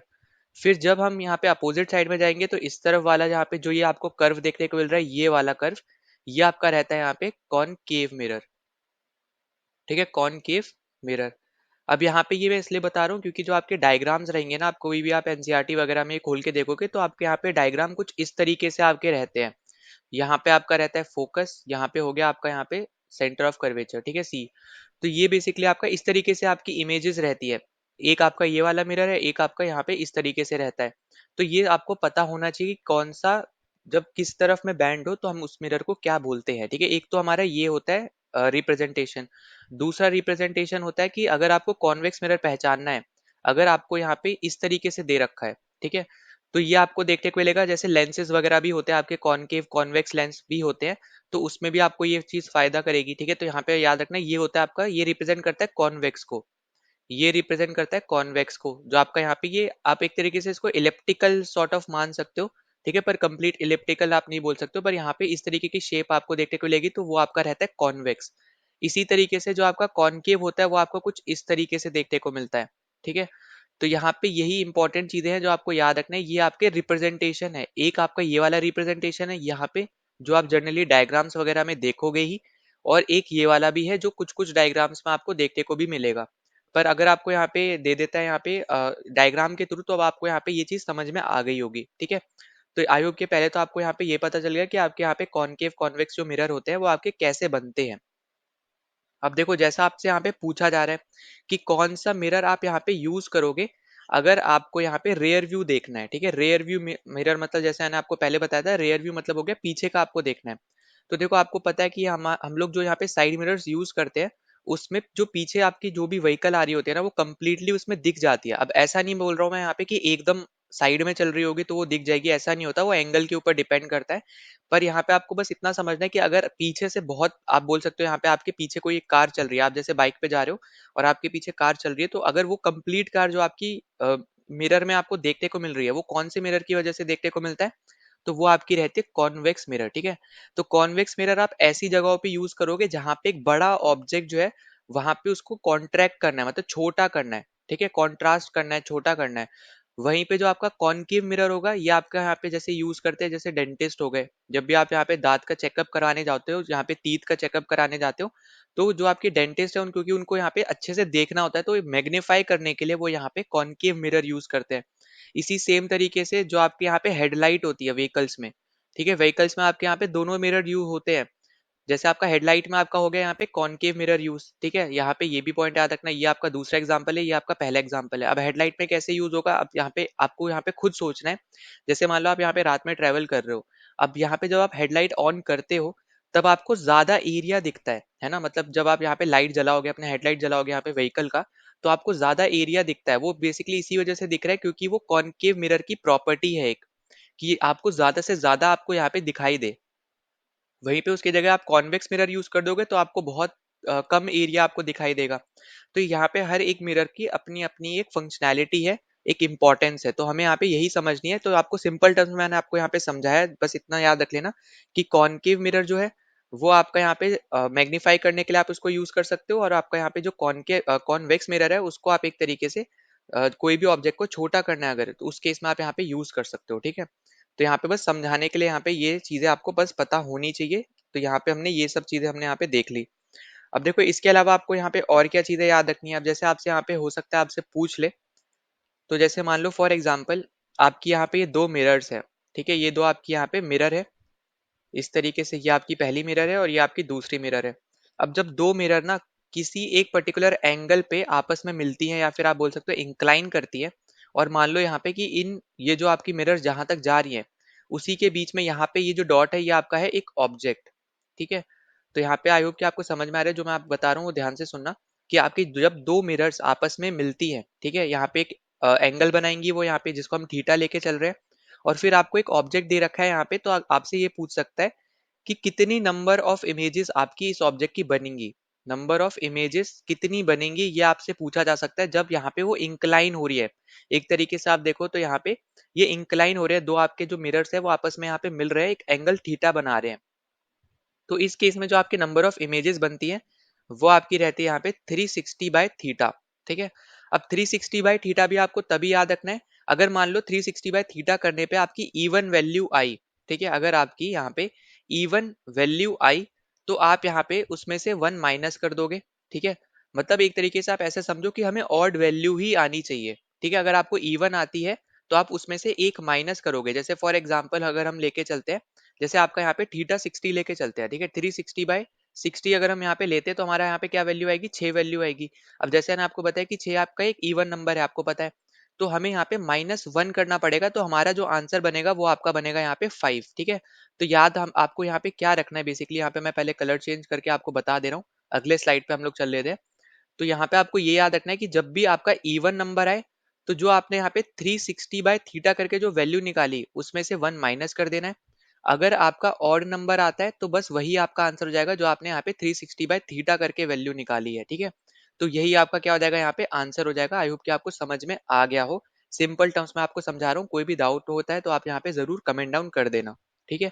इसके अलावा फिर आपसे यहाँ पे पूछा जा सकता है यहाँ पे मैग्निफिकेशन फैक्टर। Magnification factor. अब देखो मैग्निफिकेशन फैक्टर का आपको बस फॉर्मूला पता होना चाहिए। वो होता है आपका यहाँ पे, ये रिप्रेजेंट करते हैं हम स्मॉल m से, और ये आपका होता है यहाँ पे हाइट ऑफ इमेज, h मतलब हो गया यहाँ पे हाइट, ठीक है। और ये सबस्क्रिप्ट में लिख रहा हूँ मैं, नीचे की तरफ है, ठीक है। इस तरीके से जैसे यहाँ पे नीचे आप देखना ये वाला, ठीक है, जैसे h आपका ऊपर है और फिर उसका किसकी हाइट की बात कर रहे हैं हम, ऑब्जेक्ट की हाइट की बात कर रहे हैं। तो बेसिकली जो आपका फॉर्मूला बनता है ये आपका बनता है कि m जो आपका स्मॉल m है जो मैग्निफिकेशन फैक्टर को रिप्रेजेंट कर रहा है, ये आपका इक्वल रहता है height of image upon height of object से, ठीक है।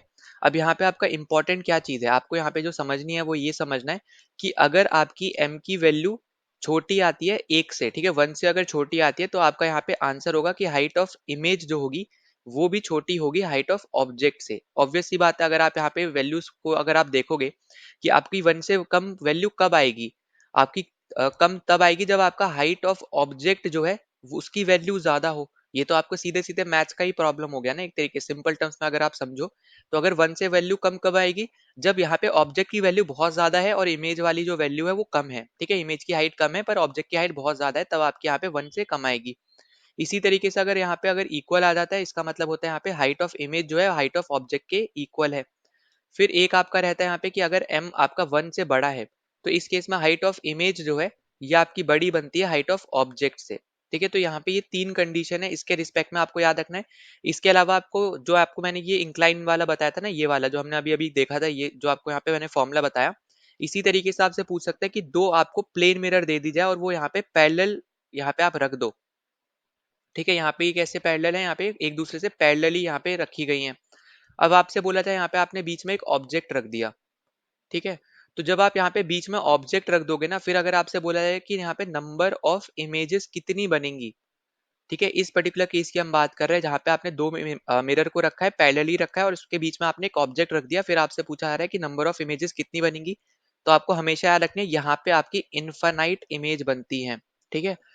जब भी पैरेलली रखा जाएगा तो इनफाइनाइट बनेंगी, जब एंगल के साथ रखा जाएगा तो आपको 360 बाय थीटा वाला आपका जो फॉर्मूला है वो आपको रखना है, और आपकी वैल्यू हमेशा ऑड आनी चाहिए। अगर इवन आती है तो उसमें से आप 1 माइनस कर दोगे, 360 बाय थीटा के बाद जो आपका वैल्यू आया उसमें से 1 माइनस करके जो आएगा वो आपका आंसर होगा। ठीक है, तो ये आई होप कि आपको ये चीजें समझ में आ रही हैं। तो यहाँ पे ये हमारे हो गए इंपॉर्टेंट जो आपके मिरर्स वगैरह है वो सब। फिर इसके अलावा फिर आपके यहाँ पे जो डायग्राम्स वगैरह है वो हम यहाँ पे अगले क्वेश्चन में डिस्कस कर लेंगे, पर अभी के लिए यहाँ पे आपको ये 2 फॉर्मूले से याद रहनी चाहिए। फिर आपको मैग्निफिकेशन फैक्टर इंपॉर्टेंट है तो आपको ये भी पता होना चाहिए। बाकी तो आपको पता होगा कि जो आपका फोकल लेंथ होता है, ठीक है, फोकल लेंथ के बारे में आपको पता होगा यहाँ पे कि ये एफ से डिनोट करते हैं हम लोग। ठीक है, अगर आपको यहाँ पे पता होगा जो आपका पावर ऑफ लेंस है, पावर ऑफ लेंस जो है इसका यहाँ पे यूनिट होती है डायोप्टर। ठीक है, डायोप्टर, जिसको हम कैपिटल डी से डिनोट करते हैं, ये भी आपको पता होगा। और जो फोकल लेंथ होती है बेसिकली 1/f होती है, तो ये भी आपको यहाँ पे पता होना चाहिए।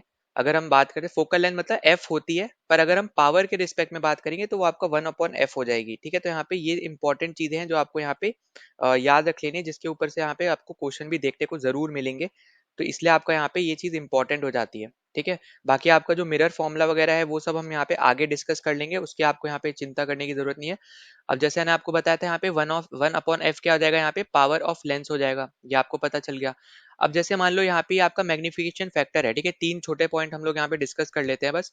तो आपको यहाँ पे जैसे मान लो कि 2 अलग सेपरेट कंडीशंस दे दी, ठीक है, फिर आपसे बोला यहाँ पे कि अब मिला के आपको बताओ कि यहाँ पे मैग्निफिकेशन फैक्टर क्या बनेगा।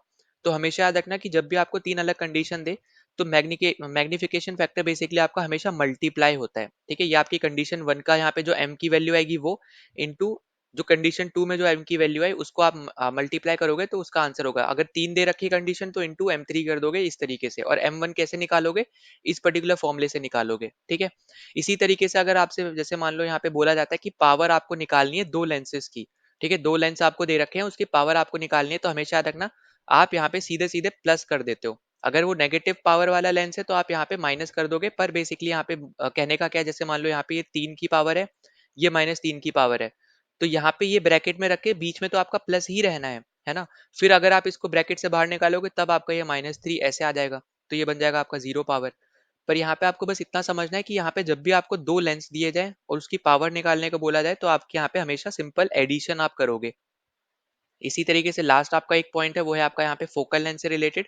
अगर आपको यहाँ पे फोकल लेंथ दे दी जाए यहाँ पे 2-3, तो आपको हमेशा याद रखना है जो आपकी फोकल लेंथ का फॉर्मूला होता है ये आपका रहता है 1/f is equals to 1/f1 plus 1/f2। ठीक है, तो ये आप यहाँ पे क्रॉस मल्टीप्लीकेशन करोगे तो आपके यहाँ पे f की भी वैल्यू आ जाएगी, तो ये भी आपको यहाँ पे याद रख लेना है। इंपॉर्टेंट सब चीजें हैं, जितने भी आपको यहाँ पे मैंने फॉर्मूले बताए वो सब आपको याद रखना है।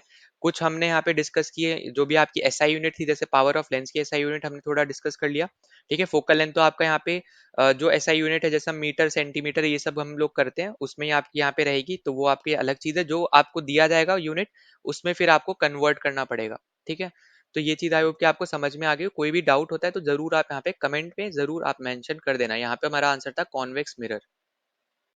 ना अगले क्वेश्चन पे चलते हैं। तो अगला क्वेश्चन आपसे बोल रहा है यहाँ पे कि जो इंडियन नेशनल आर्मी है उसको किसने फॉर्म किया था। ठीक है, किसने यहाँ पे उसको फाउंड किया था ये आपसे बोला जा रहा है। तो देखो आपको यहाँ पे याद रखना है, यहाँ पे आपको 2 पर्सनैलिटी के नाम याद रखने हैं। पहला तो आपका हो गया कि किसने फॉर्म किया था, उनका आंसर हो जाएगा यहाँ पे उस पर्टिकुलर क्वेश्चन का यहाँ पे मोहन सिंह, जो आपसे यहाँ पे पूछा हुआ है। पर आपको ये भी पता होना चाहिए कि यहाँ पे जो इंडियन नेशनल आर्मी है इसके लिए सबसे ज्यादा अगर आप काम देखोगे या फिर जो हम बेसिकली पढ़ते हैं, जो इवेंट्स के बारे में हम पढ़ते हैं, तो वो आपका यहाँ पे सुभाष चंद्र बोस के अंडर हुआ है। ठीक है, तो यहाँ पे सुभाष चंद्र बोस भी यहाँ पे एक इंपॉर्टेंट पर्सनैलिटी आपके इंडियन नेशनल आर्मी के पॉइंट ऑफ व्यू से जब हम बात करेंगे तब। फिर अगर हम पहले हम इनके बारे में थोड़ा हम देख लेते हैं सुभाष चंद्र बोस के बारे में। तो आपको जैसे पता होगा कि इन्होंने 2 सेशंस को यहाँ पे प्रेसाइड किया था, एक था यहाँ पे हरिपुरा और एक था आपका यहाँ पे त्रिपुरी सेशन। ठीक है, तो पहला वाला सेशन जो था वो तो इन्होंने अच्छे से यहाँ पे प्रेसाइड वगैरह यहाँ पे कर लिया था, पर दूसरे वाले जो आपका यहाँ पे सेशन था उसके लिए यहाँ पे वापस से खड़े हुए थे, और बहुत से आपके जो मेंबर्स थे यहाँ पे क्योंकि कांग्रेस के थे तो कांग्रेस के मेंबर्स यहाँ पे इनके साथ ही खड़े थे। पर यहाँ पे जो गांधी जी थे वो उन्होंने इनका अपोज किया था। जो आपका ये त्रिपुरा सेशन है मैं इसकी यहाँ पे बता रहा हूँ। ठीक है, त्रिपुरी सेशन जो है इसमें बेसिकली यहाँ पे हम बात करें 1939 की, जहाँ पे गांधी जी ने अपोज किया था, क्योंकि यहाँ पे 2 लोग खड़े हुए थे। एक थे आपके यहाँ पे सुभाष चंद्र बोस जो कि जीत भी गए थे यहाँ पे, मतलब क्योंकि यहाँ पे इलेक्ट होने के लिए प्रेसिडेंट बनने के लिए भी यहाँ पे मेंबर्स की यहाँ पे वोटिंग होती है, तो उसमें आपके सुभाष चंद्र बोस जीत गए थे। पर फिर यहाँ पे गांधी जी ने यहाँ पे सपोर्ट किसको दिखाया था, सपोर्ट दिखाया था यहाँ पे, इनका नाम था पट्टाभी सीता रमैया। ठीक है, पट्टाभी सीता रमैया। तो यहाँ पे इनको गांधी जी ने यहाँ पे सपोर्ट दिखाया था और ये बोला था कि अगर यहाँ पे पट्टाभी सीतारमैया हारते हैं तो वो गांधी जी की हार होगी, मतलब वो मेरी हार होगी, ऐसा उन्होंने यहाँ पे बोला था। ठीक है, जिसके बाद फिर यहाँ पे सुभाष चंद्र बोस ने अपना नाम वापस ले लिया था और फिर यहाँ पे पट्टाभी सीतारमैया बेसिकली आपके बन गए थे प्रेसिडेंट इस पर्टिकुलर सेशन में। और ये त्रिपुरी सेशन आपका यहाँ पे जो है ये हुआ है एमपी में, जबलपुर में। ठीक है, तो ये पॉइंट भी आपको यहाँ पे याद रख लेना है। इसके अलावा फिर जैसे आपका ये हरिपुरा वाला जो सेशन है ये आपका बेसिकली गुजरात में हुआ था 1938 में। इसमें ऐसा कोई भी दिक्कत नहीं हुई थी, पर क्योंकि वापस से यहाँ पे सुभाष चंद्र बोस प्रेसिडेंट बनने के लिए खड़े हुए थे और वो लोगों ने भी यहाँ पे उनको वोट भी दिया था, वो जीत भी गए थे। पर गांधी जी चाहते थे कि वो यहाँ पे ना बने एक तरीके से, तो उन्होंने बेसिकली सपोर्ट किया था यहाँ पे पट्टाभी सीतारामैया को और उन्होंने यही सेंटेंस बोला था। ठीक है, तो ये आपका रहेगा यहाँ पे एक इंपॉर्टेंट चीज जो आपको यहाँ पे सबसे पहले तो पता होनी चाहिए। अब देखो इसके अलावा आपके यहाँ इंपॉर्टेंट जो चीजें और भी हैं वो आपको पता होना चाहिए। अब यहाँ से आपको एक चीज लग सकती है कि गांधी जी यहाँ पे मानते नहीं थे सुभाष चंद्र बोस को, ऐसा कुछ, पर ऐसा नहीं है। ठीक है, उन्होंने बेसिकली यहाँ पे बहुत सारी आप देखोगे यहाँ पे इन लोगों ने, ठीक है, आपस में इन्होंने आपस में एक दूसरे को यहाँ पे कुछ ना कुछ टाइटल दिया था। जैसे अगर फॉर एग्जाम्पल अगर हम बात करते हैं यहाँ पे गांधी जी ने सुभाष चंद्र बोस को यहाँ पे क्या टाइटल दिया था, अगर आपसे मान लो ऐसा पूछा जाता है, ठीक है, तो यहाँ पे आपको याद रखना है कि इनको बोला जाता था प्रिंस अमंग द पेट्रियट्स। ठीक है, प्रिंस अमंग द पेट्रियट्स, ये जो आपका यहाँ पे टाइटल है ये दिया था यहाँ पे गांधी जी ने सुभाष चंद्र बोस को। ठीक है, तो ये आपको यहाँ पे याद रखना है, ये आपका रहेगा एक टाइटल, अगर आपसे कहीं क्वेश्चन पूछ ले तो। इसी सेम तरीके से जो आपका यहाँ पे आप पढ़ते हो ना कि फादर ऑफ द नेशन हमारे यहाँ पे जैसे गांधी जी हैं, पर ये कहीं लिखा हुआ नहीं है, ये लोग बस बोलते हैं। ठीक है, यहाँ पे ऐसा नहीं है कि कॉन्स्टिट्यूशन में लिखा हुआ है यहाँ पे हर हर एक को मानना है, ऐसा नहीं है।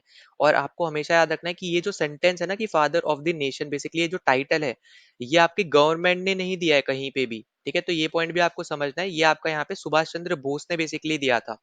ठीक है, तो सुभाष चंद्र बोस ने यहाँ पे गांधी जी को टाइटल आप बोल सकते हो एक तरीके से यहाँ पे दिया था, जिसको हम लोग आज के टाइम में भी हम मानते हैं फादर ऑफ द नेशन। ठीक है, फादर ऑफ आर नेशन। तो ये टाइटल जो है बेसिकली सुभाष चंद्र बोस ने गांधी जी को दिया था, यहाँ पे कोई इंडियन गवर्नमेंट ने नहीं दिया है, ये आपको यहाँ पे याद रखना है। और ये अगर आपसे पूछा जाए कि यहाँ पे कहाँ पे दिया था ये जो टाइटल था बेसिकली, तो आपको याद रखना है सुभाष चंद्र बोस यहाँ पे रेडियो ब्रॉडकास्ट के थ्रू यहाँ पे उन्होंने ये टाइटल दिया था। ऐसा नहीं था कि आमने सामने बैठ के ये टाइटल दे रहे थे, ऐसा नहीं है।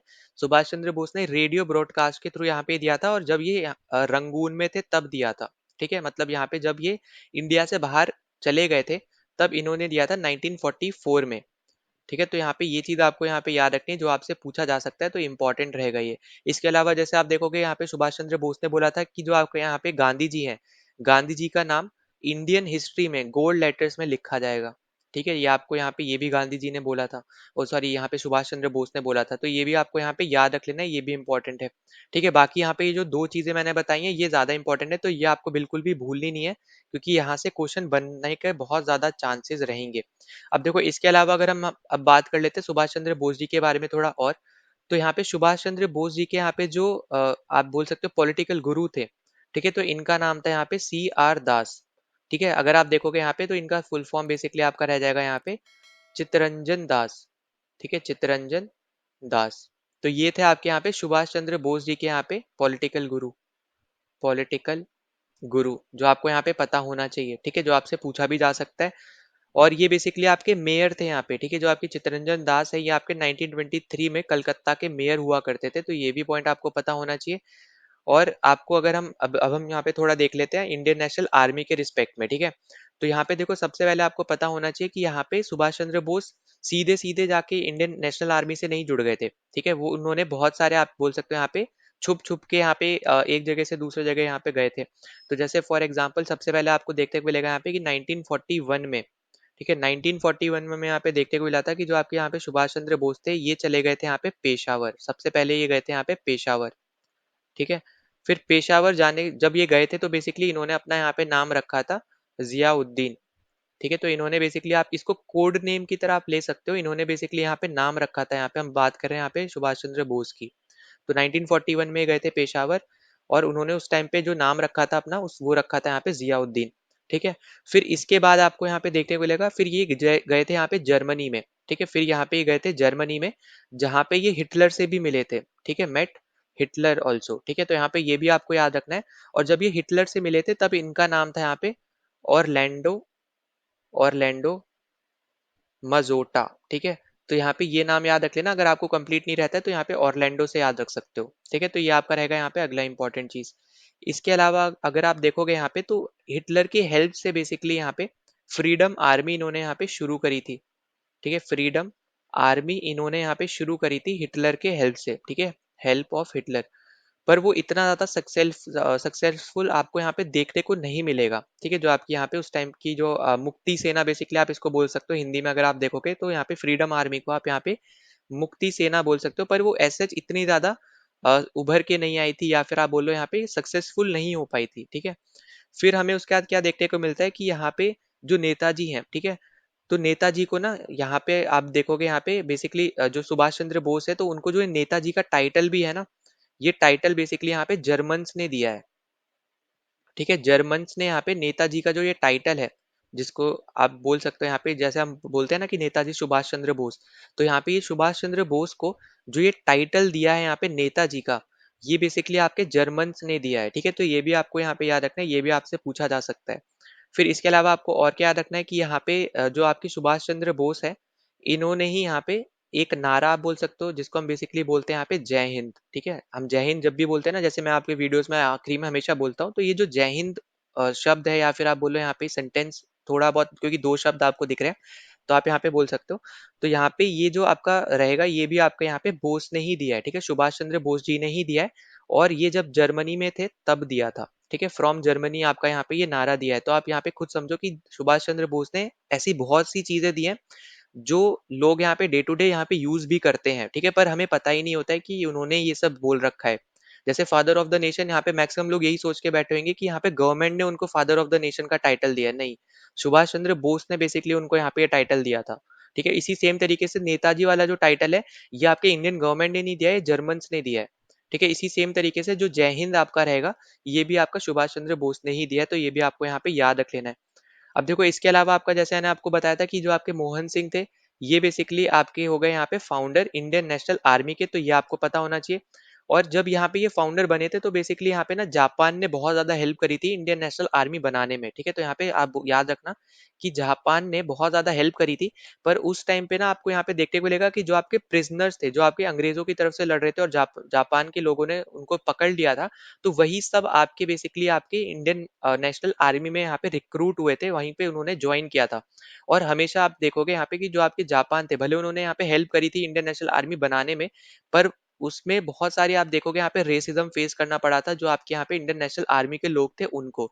और क्योंकि आपके यहाँ पे जो मोहन सिंह है बेसिकली, ये चाहते थे कि ज्यादा से ज्यादा इसमें लोग जुड़े, पर वो जापान के जो लोग हैं वो यहाँ पे नहीं चाहते थे, क्योंकि उन्हें एक तरीके से लगता था कि हो सकता है यहाँ पे अगर हम ज्यादा लोग अलाउ करेंगे तो वो जापान के ही लोगों पे अटैक कर दें, ठीक है। तो यहाँ पे आपको ये चीज याद रखनी है कि इसलिए यहाँ पे मोहन सिंह को उनको हटा दिया गया था, जो आपके जापान की फोर्सेस थी उनके द्वारा। और फिर आपके यहाँ पे आए थे सुभाष चंद्र बोस, ठीक है। फिर हमें देखने को मिलता है कि सुभाष चंद्र बोस जो है ये आपके पहुंच गए थे सिंगापुर, ठीक है, ये आपके पहुंच गए थे यहाँ पे सिंगापुर। तो ये आपको याद रखना है। फिर सिंगापुर से यहाँ पे ये पहुंच गए टोक्यो, ठीक है। और टोक्यो में जब ये गए तो ये बेसिकली इनका नाम था यहाँ पे आबिद हुसैन। तो यहाँ पे ये सब कोड नेम्स है जो आपको मैं बता रहा हूँ ना, कि जब पेशावर में गए तो आपका जियाउद्दीन हो गया, फिर आपका ओर्नेल्डो हो गया आपका जर्मनी में जब गए, जब हिटलर से मिले।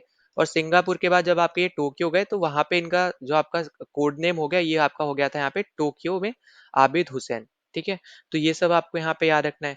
उसी टाइम पे इन्होंने ना एक क्लब यहाँ पे फाउंड किया था जिसका नाम है यहाँ पे इंडियन क्लब, ठीक है। इंडियन क्लब इन्होंने फॉर्म किया था टोक्यो में, तो ये भी आपको याद रखना है, ठीक है। फाउंड किया था इन्होंने ही, सुभाष चंद्र बोस की हम बेसिकली हम यहाँ पे बात कर रहे हैं, ठीक है।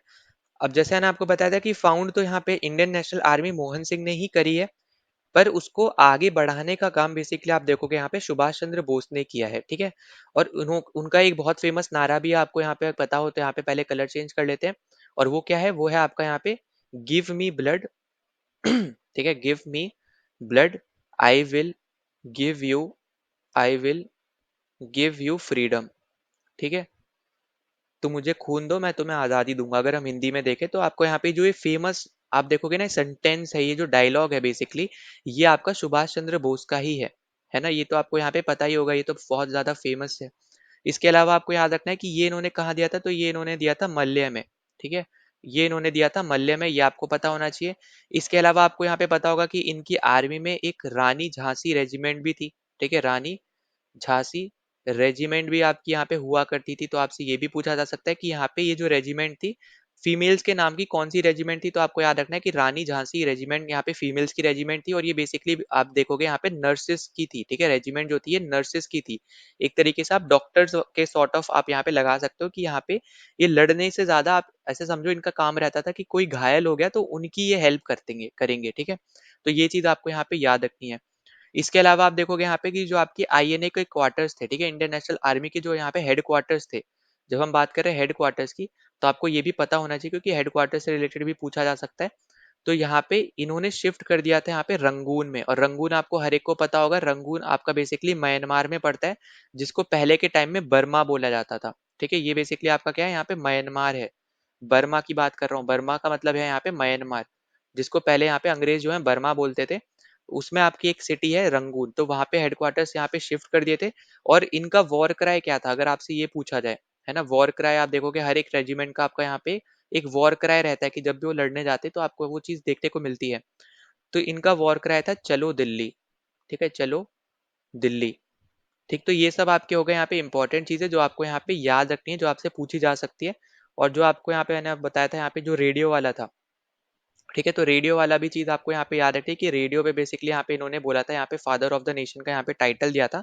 तो अगर इस रेडियो वाले का यहाँ पे नाम पूछ ले, ठीक है, तो यहाँ पे आपको याद रखना है आजाद आजाद हिंद रेडियो, ठीक है, आजाद हिंद रेडियो यहाँ पे रहेगा, जिसके थ्रू बेसिकली यहाँ पे जिसके ब्रॉडकास्ट के थ्रू यहाँ पे रंगून से 1944 में इन्होंने फादर ऑफ द नेशन का यहाँ पे एक तरीके से टाइटल यहाँ पे दिया था महात्मा गांधी जी को, ठीक है। तो यहाँ पे ये सब आपके थे इंपॉर्टेंट पॉइंट सुभाष चंद्र बोस से रिलेटेड भी और आपके आईएनए से रिलेटेड।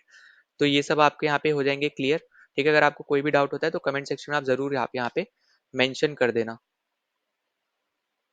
ना अगले क्वेश्चन पे चलते, तो अगला क्वेश्चन आपसे बोल रहा है कि dash is not an example of refraction of light, ठीक है, इनमें से कौन सा आपका एग्जाम्पल नहीं है रिफ्रैक्शन ऑफ लाइट का। अब देखो ये आपका जो कॉन्सेप्ट है ये आपका ऑप्टिक्स वाला जो आपका चैप्टर है एनसीईआरटी, अगेन यहाँ पे मैं बोलूंगा साइंस वाले आपके एनसीईआरटी से ही है। तो यहाँ पे देखो सबसे पहले हम लोग यहाँ पे डिस्कस करेंगे जो आपका यहाँ पे रिफ्रैक्शन होता है, रिफ्लेक्शन की पहले हम बात कर लेते हैं। तो देखो रिफ्लेक्शन अगर हम देखते हैं तो कुछ इस तरीके से आपको यहाँ पे डायग्राम देखने को मिलेगा, जिसमें ये आपकी हो गई यहाँ पे इंसिडेंट रे, इसी सेम तरीके से आपका यहाँ पे एंगल बनाते हुए निकलेगी आपकी रिफ्लेक्टेड रे। फिर ये जो आपको बीच में डॉटेड लाइन दिख रही है इसको हम बोलते हैं यहाँ पे नॉर्मल रे, ठीक है, ये आपका है यहाँ पे नॉर्मल रे। ये है आपकी यहाँ पे इंसिडेंट रे, और इधर वाली है आपके यहाँ पे रिफ्लेक्टेड रे, ठीक है। तो आपको यहाँ पे पहले तो ये चीज पता होना चाहिए। फिर यहाँ पे जो इंसिडेंट रे एंगल बनाती है इसको हम लोग बोलते हैं यहाँ पे एंगल ऑफ इंसिडेंट, ठीक है, जिसको हम थीटा आई से रिप्रेजेंट करते हैं। इसी सेम तरीके से इधर वाले को हम थीटा आर से रिप्रेजेंट करते हैं, ठीक है। तो यहाँ पे ये चीज आपको यहाँ पे याद रख लेनी है। अब इसके अलावा आपको यहाँ पे जैसे ये हो गया आपका एंगल ऑफ इंसिडेंट, ये है आपका यहाँ पे थीटा आर वाला एंगल ऑफ रिफ्लेक्शन, ठीक है। तो यहाँ पे ये एंगल रिप्रेजेंट हो रहे हैं इससे। अब यहाँ पे आपको और क्या याद रखना है कि यहाँ पे ना लॉज की अगर हम बात करते हैं रिफ्लेक्शन के केस में, तो हमें देखने को मिलता है कि ये जो आपकी तीनों रेज है ना ये आपके सेम प्लेन पे पड़ेंगी, ठीक है। सेम प्लेन आपको यहाँ पे दिख ही रहा है, एक ही प्लेन पे बेसिकली आपकी तीनों रेज पड़ रही है, ये आपको यहाँ पे दिख रहा है। और जो आपका यहाँ पे ये एंगल बना रही है ना एंगल ऑफ इंसिडेंस जो है वो आपका इक्वल रहता है आपके एंगल ऑफ रिफ्लेक्शन से, ठीक है। ये आपका है यहाँ पे जो थीटा है ये है आपका angle of reflection, angle of reflection, ठीक है। ये आपको यहाँ पे नोट डाउन कर लेना। और ये है आपका यहाँ पे angle of incident, angle of incident, ठीक है। तो ये आपका रहेगा यहाँ पे थीटा आई वाला। अब देखो यहाँ पे दो तरीके के आपके रिफ्लेक्शन रहते हैं, ये आपको पता होना चाहिए। एक जिसको हम बोलते हैं यहाँ पे रेगुलर रिफ्लेक्शन, दूसरे को हम लोग बोलते हैं यहाँ पे इररेगुलर रिफ्लेक्शन, ठीक है, इररेगुलर और रेगुलर। रेगुलर रेगुलर को हम लोग यहाँ पे एक और नाम से जानते हैं जिसको हम लोग बोलते हैं यहाँ पे स्पेकुलर आपका रिफ्लेक्शन। और इररेगुलर वाले को हम एक और नाम से जानते हैं जिसको हम लोग बोलते हैं यहाँ पे डिफ्यूज रिफ्लेक्शन, ठीक है। हम यहाँ पे बात कर रहे हैं रिफ्लेक्शन की, ठीक है। इसके बाद हम यहाँ पे रिफ्रैक्शन में भी आएंगे जो आपसे क्वेश्चन पूछा है, पर यहाँ पे मैं दोनों कॉन्सेप्ट कंप्लीट कर दे रहा हूँ। तो यहाँ पे आपको देखो याद रखना है कि जो आपका रेगुलर वाला है ना यहाँ पे आपको देखने को मिलेगा कि जो सरफेस रहेगा ना वो आपका स्मूथ सरफेस रहेगा, जो आपका सरफेस रहेगा वो आपका यहाँ पे स्मूथ रहेगा, मतलब एकदम सीधा। इस तरीके से आपका कोई एक ऑब्जेक्ट रहेगा तो उसका जो सरफेस है एकदम स्ट्रेट आपका रहेगा, स्मूथ सरफेस रहेगा। पर इरेगुलर में आपको देखने को मिलेगा जो आपका सरफेस रहेगा, जैसे फॉर एग्जांपल आपकी वॉल्स हो गई, ठीक है, फिर आपके यहाँ पे प्लांट्स वगैरह हो गए, फिर आपके जैसे मान लो ह्यूमंस के थ्रू हो गया, ठीक है, ह्यूमन वगैरह हो गए, तो ये सब आपके एग्जाम्पल है किसके, यहाँ पे सर्फेसेस के इरेगुलर रिफ्लेक्शन में। ठीक है, यहाँ पे आपको याद रखना है ये आपके एग्जाम्पल है सर्फेसेस के आपके इरेगुलर रिफ्लेक्शन की, जब हम यहाँ पे बात करते हैं उसमें। और आपको हमेशा याद रखना है कि जो हम ये ऑब्जेक्ट देख पाते हैं ना अपनी आंखों से, तो वो सब हम देख पाते हैं इरेगुलर रिफ्लेक्शन की वजह से ही। ठीक है, अगर इरेगुलर रिफ्लेक्शन नहीं होगा तो हम कोई भी ऑब्जेक्ट एज सच नहीं देख पाएंगे। तो आपको यहाँ पे याद रखना है कि जितने भी हम यहाँ पे ऑब्जेक्ट देखते हैं, ठीक है, वी कैन सी ऑब्जेक्ट्स, यहाँ पे ये सेंटेंस इंपॉर्टेंट है, we can see object because of, ठीक है, बिकॉज ऑफ आपका इरेगुलर रिफ्लेक्शन, इरेगुलर रिफ्लेक्शन। तो यहाँ पे ये इंपॉर्टेंट पॉइंट है, तो ये आपको यहाँ पे ये भी याद रखना है। ठीक है, तो हमने सबसे पहले डायग्राम की हमने बात कर ली, दोनों थीटा मैंने आपको बता दिया क्या कंडीशन बेसिकली रहती है वो हमने डिस्कस कर ली, जहाँ पे थीटा ऑफ आई जो है आपका थीटा ऑफ आर के इक्वल रहता है, और तीनों जो आपके यहाँ पे रेज रहती है वो आपके सेम प्लेन पे लगती है, तो हमने यहाँ पे ये भी डिस्कस कर लिया। फिर आपका यहाँ पे ये जो आपको मैंने बताया कि we can see object because of irregular reflection, ये आपका है सबसे ज्यादा इंपॉर्टेंट चीज, इसको बिल्कुल भी भूलना नहीं है। और इससे पहले मैं आपको जैसे पिछले वीडियो में बता चुका हूँ यहाँ पे विबग्योर के बारे में, है ना, ये आपको मैं ऑलरेडी बता चुका हूँ। यहाँ पे बेसिकली ये कलर सीक्वेंस रहता है, वी मतलब है वायलेट, आई इंडिगो, ब्लू का यहाँ पे बी मतलब ब्लू हो गया, ये ग्रीन, येलो, ऑरेंज, रेड। तो ये सब मैं आपको यहाँ पे पहले भी बता चुका हूँ, ये आपको यहाँ पे पता होगा। ठीक है, तो ये हमने यहाँ पे डिस्कस कर लिया था पहले ही, तो हम यहाँ पे अभी नहीं करेंगे। अब हम देख लेते हैं यहाँ पे जो हमारा रिफ्लेक्शन है। ठीक है, रिफ्रैक्शन की अगर हम यहाँ पे बात करते हैं, अगर हम उसको देखते हैं पहले। अच्छा, रिफ्लेक्शन से पहले आपका लेटरल इन्वर्जन देख लेते हैं। ठीक है, तो लेटरल इन्वर्जन जो है ना, ये आपको देखने को मिलेगा जैसे आपके प्लेन मिरर्स वगैरह में। ठीक है, मतलब जो आपको यहाँ पे लेटरल इन्वर्जन का जैसे फॉर एग्जाम्पल एग्जाम्पल रहेगा आपका, जो आप देखते हो ना कि एम्बुलेंस जो होती है, तो एम्बुलेंस जितनी भी रहेंगी उनके आगे जो आपका बम्पर रहता है, उसमें जो एम्बुलेंस जो लिखते हैं वो लोग, वो हमेशा उल्टा लिखते हैं। ठीक है, मतलब ए आपका इस तरीके से यहाँ पे रहेगा, फिर आपका एम रहेगा, मतलब उल्टा आपको यहाँ पे देखने को मिलता है यहाँ पे कि एम्बुलेंस लिखा हुआ होता है। तो वो बेसिकली यहाँ पे आपका एग्जाम्पल होता है लेटरल इन्वर्जन का, कि जब आप उसको मिरर के थ्रू देखोगे ना, तो तब आपको वो सीधी चीज देखने को मिलेगी। ठीक है, जैसे अगर आप यहाँ पे देखते जाओगे कि आप यहाँ पे जब सामने खड़े हो तो किसी मिरर के, है ना, तो जब आप किसी मिरर, जैसे मान लो फॉर एग्जाम्पल ये आपकी एक मिरर है और आप यहाँ पे खड़े हो। ठीक है, अब जब आप ये वाला हाथ ऊपर करते हो, अपना राइट हैंड जब आप ऊपर करते हो, तो मिरर के अकॉर्डिंग तो आपका ये लेफ्ट हैंड ऊपर हो रहा है, क्योंकि वो तो अपने अपोजिट में खड़ा है ना वो इंसान। अगर आप देखोगे मिरर में, अगर आप अपने आप को देखोगे, तो जो मिरर में आपको इमेज दिख रही है वो अपने अपोजिट ही खड़ी है एक तरीके से। तो जब आप अपना राइट हैंड ऊपर करते हो तो मिरर में आपको एक तरीके से आप देखोगे तो लेफ्ट हैंड उसका यहाँ पे दिखाई देता है जो खड़ा हो रहा है। ठीक है, जो आपका सामने वाला हाथ है, ये बेसिकली आपका जो खड़ा करोगे वही आपका उधर में हाथ खड़ा रहेगा, पर वो अगर आप देखो तो क्योंकि वो अपोजिट डायरेक्शन में खड़े हैं एक दूसरे से यहाँ पे, तो ये आपका एक तरीके से आप देखोगे तो मिरर में आपका लेफ्ट हैंड खड़ा हो रहा है, जबकि ऐसा नहीं होना चाहिए। तो ये जो बेसिकली कॉन्सेप्ट है ना, ये आपका है लेटरल इन्वर्जन का कॉन्सेप्ट। वही आपको यहाँ पे एम्बुलेंस जो वर्ड होता है, ये आपको देखने को मिलता है यहाँ पे, लोग जो यहाँ पे एम्बुलेंस में यहाँ पे लिखवाते हैं उल्टा। ठीक है, तो ये आपका हो गया यहाँ पे एग्जाम्पल लेटरल इन्वर्जन का, जो हमने यहाँ पे डिस्कस कर लिया, ये आपको पता हो जाना चाहिए। ठीक है, तो ये आपका हो गया यहाँ पे अपोजिट वे में जब आप एम्बुलेंस लिखते हो, एम्बुलेंस में हमें यहाँ पे देखने को मिलता है। फिर अगर अब हम यहाँ पे देख लेते हैं जो आपका रिफ्रैक्शन है इसके बारे में। ठीक है, उसके बाद मैं यहाँ पे आपको क्वेश्चन का आंसर बता दूंगा।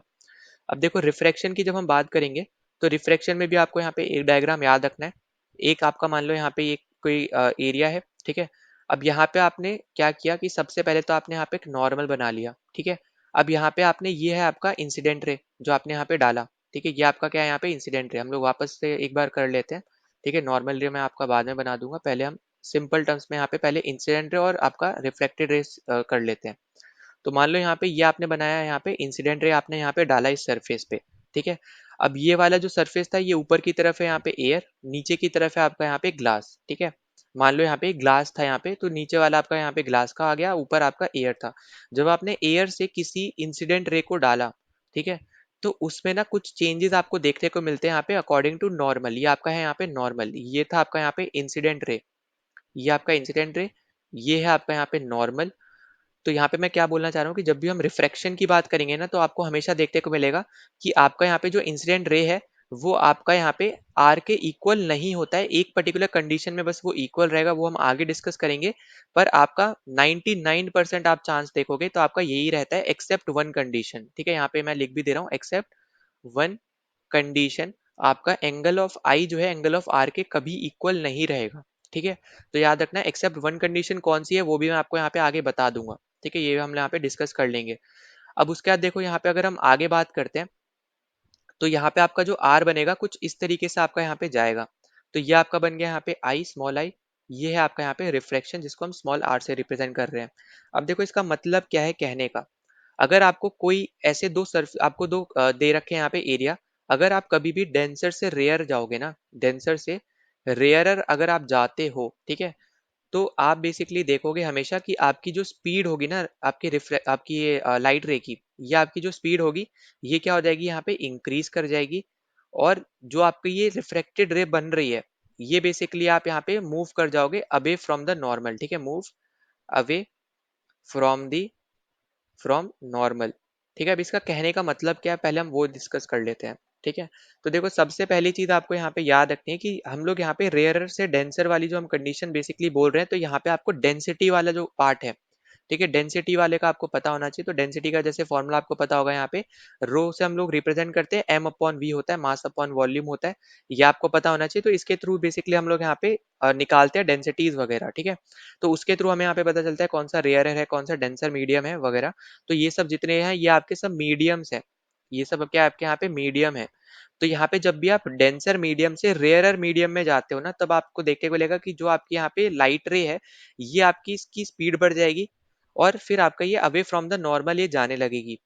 पर इसी का उल्टा अगर आप देखोगे यहाँ पे, जब आप रेयरर से डेंसर जाओगे, ठीक है, रेयरर से अगर आप जब डेंसर की तरफ जाओगे, तो आपको देखने को मिलेगा कि जो आपकी स्पीड है ये आपकी कम हो जाएगी।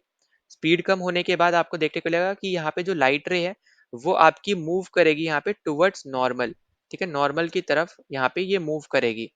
तो यहाँ पे ये भी चीज़ आपको यहाँ पे याद रख लेनी इंपॉर्टेंट है। ठीक है, अब जैसे यहाँ पे इसका मतलब क्या है यहाँ पे याद रखना, जैसे हमने यहाँ पे डिस्कस किया, ये आपकी इंसिडेंट रे हो गई, ये आपकी नॉर्मल था। ठीक है, अब जब ये एक दूसरे से यहाँ पे बहुत ज्यादा दूर है, यहाँ पे डिफरेंस आपको दिख रहा है यहाँ पे कि आर जो है आपका बहुत ज्यादा है, तब बेसिकली हम लोग यहाँ पे क्या बोल रहे हैं, ये आपका ऊपर वाला कंडीशन है। मतलब यहाँ पे क्या हो गया कि ऊपर आपका डेंसर मीडियम था और नीचे आपका यहाँ पे रेयरर मीडियम था। इसी का उल्टा आपका हो जाएगा, जब आप मान लो ये आपका नॉर्मल था, ये आपका सरफेस होगा, यहाँ पे मान लो आपका रेयरर मीडियम है। ठीक है, ये आपका रेयर है और ये आपका डेंसर मीडियम है। तो जब आप लाइट रे डालोगे ना, तो ये नॉर्मल के पास से जाएगी। ठीक है, नॉर्मल की तरफ यहाँ पे ज्यादा बेंड रहेगी। तो ये आपके यहाँ पे दो कंडीशंस रहती हैं। अब जैसे मैंने आपको बताया कि 99% आपके चांस है कि आपका आई और आर इक्वल नहीं होगा कभी भी, जब भी हम बात करेंगे रिफ्रैक्शन की। ठीक है, रिफ्लेक्शन में तो एक कंडीशन होती ही है कि इक्वल रहेंगे वो, पर यहाँ पे इक्वल नहीं रहते हैं। अब वो ऐसी कौन सी कंडीशन है जहाँ पे आपको ये इक्वल देखने को मिलते हैं, तो वो आपकी कंडीशन है जहाँ पे आपका आई जो है वो 0 डिग्री हो जाए। ठीक है, मतलब 0 डिग्री का क्या है कि इस तरीके से आपका यहाँ पे नॉर्मल है, तो यहीं पे ही जो आपका सरफेस है ना, उसी के साथ आपकी जब इंसिडेंट रे आए, तब आपका जो रिफ्लेक्शन रे होगा वो भी बेसिकली आपका इसी तरीके से निकल जाएगा। ठीक है, तो ये हमें कब देखने को मिलेगा, ये जब आपको यहाँ पे आई आपका 0 डिग्री हो, तभी आपका आर क्या होगा, 0 डिग्री होगा। तो यहाँ पे ये ओनली कंडीशन है ये। ठीक है, ओनली कंडीशन है जहाँ पे जो आपका थीटा ऑफ आई होता है, ये आपका थीटा ऑफ आर के इक्वल हो जाता है। और हम बात कर रहे हैं बेसिकली यहाँ पे रिफ्रैक्शन की। ठीक है, जैसे आपको पहले भी मैं बता चुका हूँ, रिफ्रैक्शन में सिर्फ और सिर्फ एक ही कंडीशन है जहाँ पे थीटा ऑफ आई आपका थीटा ऑफ आर के इक्वल होता है। वो आपका तभी होगा जब आपका जो आई है वो आपका 0 डिग्री हो जाए। ठीक है, जो आपका एंगल ऑफ इंसिडेंस है वो आपका 0 डिग्री हो जाए, तभी आपका ये रहेगा। तो आई और आर बेसिकली क्या है, angle of incidence, angle of refraction. ठीक है, तो ये आपको यहाँ पे याद रखना है। अब इसके अलावा आपको यहाँ पे और क्या चीजें याद रखनी है कि जब आप एक मीडियम से दूसरे मीडियम में जाते हो ना, तो आपकी स्पीड, आपकी जो लाइट की स्पीड है वो आपकी चेंज करती है। ये आपको यहाँ पे याद रखना है कि यहाँ पे कौन कौन से फैक्टर्स चेंज करते हैं जब आप यहाँ पे वन मीडियम से दूसरे मीडियम में जाते हो। ठीक है, तो ये आपसे मान लो इस तरीके का अगर आपसे क्वेश्चन पूछ लिया जाए, तो आपको पता होना चाहिए कि आपका जो स्पीड रहेगा, ठीक है, वो आपको देखने को मिलेगा कि यहाँ पे चेंज होगी, चाहे ज्यादा हो कम हो पर चेंज होगी। ठीक है, इसी सेम तरीके से जो आपका वेवलेंथ रहेगा, जिसको हम यहाँ पे लैम्डा से रिप्रेजेंट भी करते हैं, तो वेवलेंथ भी आपको देखने को मिलेगा कि यहाँ पे चेंज होगा, पर फ्रीक्वेंसी पे इससे रिलेटेड कोई भी इफेक्ट नहीं आएगा। ठीक है, तो यहाँ पे याद रखना है ये आपकी अनचेंज रहेगी। अगर आपका कोई भी मीडियम है, चाहे कोई भी मीडियम हो, डेंसर से रेयर जा रहे हो, रेयर से डेंसर जा रहे हो, कोई भी मीडियम में आप जा रहे हो, पर आपकी फ्रीक्वेंसी हमेशा उस लाइट रे की आपकी क्या रहेगी, यहाँ पे कांस्टेंट रहेगी, हमेशा सेम रहेगी, कभी भी वो चेंज नहीं करेगी, ना कम होगी ना ज्यादा होगी, हमेशा सेम रहेगी। पर जो स्पीड है और जो आपका वेवलेंथ है वो आपकी हमेशा चेंज करेगी, या तो ज्यादा होगी या फिर कम होगी कंडीशंस के अकॉर्डिंग।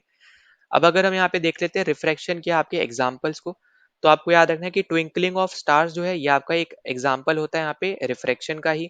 ठीक है, इसके अलावा यहाँ पे जो आपको मिराजेस वगैरह यहाँ पे देखने को मिलते हैं, ठीक है, तो मिराज जो आपको बेसिकली देखने को मिलते हैं, ये आपको देखने को किससे मिलेंगे यहाँ पे, देखो मिराज वगैरह तो आपको देखने को मिलते हैं यहाँ पे टोटल इंटरनल रिफ्रैक्शन से, ठीक है। तो जो आपका मिराज वगैरह है, तो ये आपको देखने को मिलता है यहाँ पे टोटल इंटरनल रिफ्रैक्शन से। तो ये तो आपका यहाँ पे आंसर होना मतलब यहाँ पे होगा ही, ठीक है। मतलब यहाँ पे ये एग्जाम्पल नहीं है, मिराज जो है बेसिकली ये आपका एग्जाम्पल नहीं है, ठीक है। और bending of light while passing through a medium, तो जैसे अभी मैंने बताया यहाँ पे ये आपका एक मीडियम था, ये आपका एक मीडियम था। जब आपने इंसिडेंट रे भेजा बेसिकली आपका यहाँ पे बेंड हो गया, ठीक है। तो एक तरीके से, और लेटरल इन्वर्जन भी आपका यहाँ पे रिफ्रैक्शन से रिलेट करता है, पर आपका मिराज नहीं करता है, क्योंकि मिराज आपका टोटल इंटरनल रिफ्रैक्शन का कंडीशन है। इसको हम किसी दूसरे वीडियो में डिस्कस कर लेंगे कि टोटल इंटरनल रिफ्रैक्शन आपका क्या होता है। तो यहाँ पे जो राइट आंसर बनेगा वो आपका सेकंड ऑप्शन बनेगा, ठीक है। तो यहाँ पे टोटल इंटरनल रिफ्लेक्शन के थ्रू आपका होता है यहाँ पे मिराज। तो मिराज आपको जैसे पता है यहाँ पे गर्म जगहों पे आपको ज्यादा देखने को मिलता है, ठंडी जगहों पे आपको जैसे लूमिंग वगैरह देखने को मिलता है। जब आप आगे रोड क्रॉस कर रहे हो या मतलब रोड पे जा रहे हो, तो थोड़ी दूर में आपको देखने को मिलेगा कि पानी जैसा भरा हुआ है, पर वो होता नहीं है, वो बेसिकली आपका यहाँ पे लूमिंग रहता है। और जो मिराज वगैरह है वो आपको डेजर्ट्स एरिया में ज्यादा देखने को मिलेगा, तो ये आपको यहाँ पे याद रख लेना है, जो आपका यहाँ पे इंपॉर्टेंट चीज रहेगी। इसके अलावा अगर आप देखोगे यहाँ पे और एग्जांपल्स को, तो जो आपका यहाँ पे सनराइज होता है, जो सनसेट होता है, ये भी आपका रिफ्रेक्शन का ही एग्जाम्पल है, ठीक है। तो यहाँ पे मैं लिख भी दे रहा हूँ कि जो आपका यहाँ पे सनराइज हो गया या फिर आपका जो भी सनसेट हो गया, ये भी आपका एग्जाम्पल किसका है, यहाँ पे रिफ्रैक्शन का ही एग्जाम्पल रहेगा, ये भी आपको याद रख लेना है। इसके अलावा आप देखोगे यहाँ पे जो फिशिंग का एग्जाम्पल है, ठीक है, फिशिंग भी बेसिकली आपका यहाँ पे रिफ्रैक्शन का ही एग्जाम्पल है।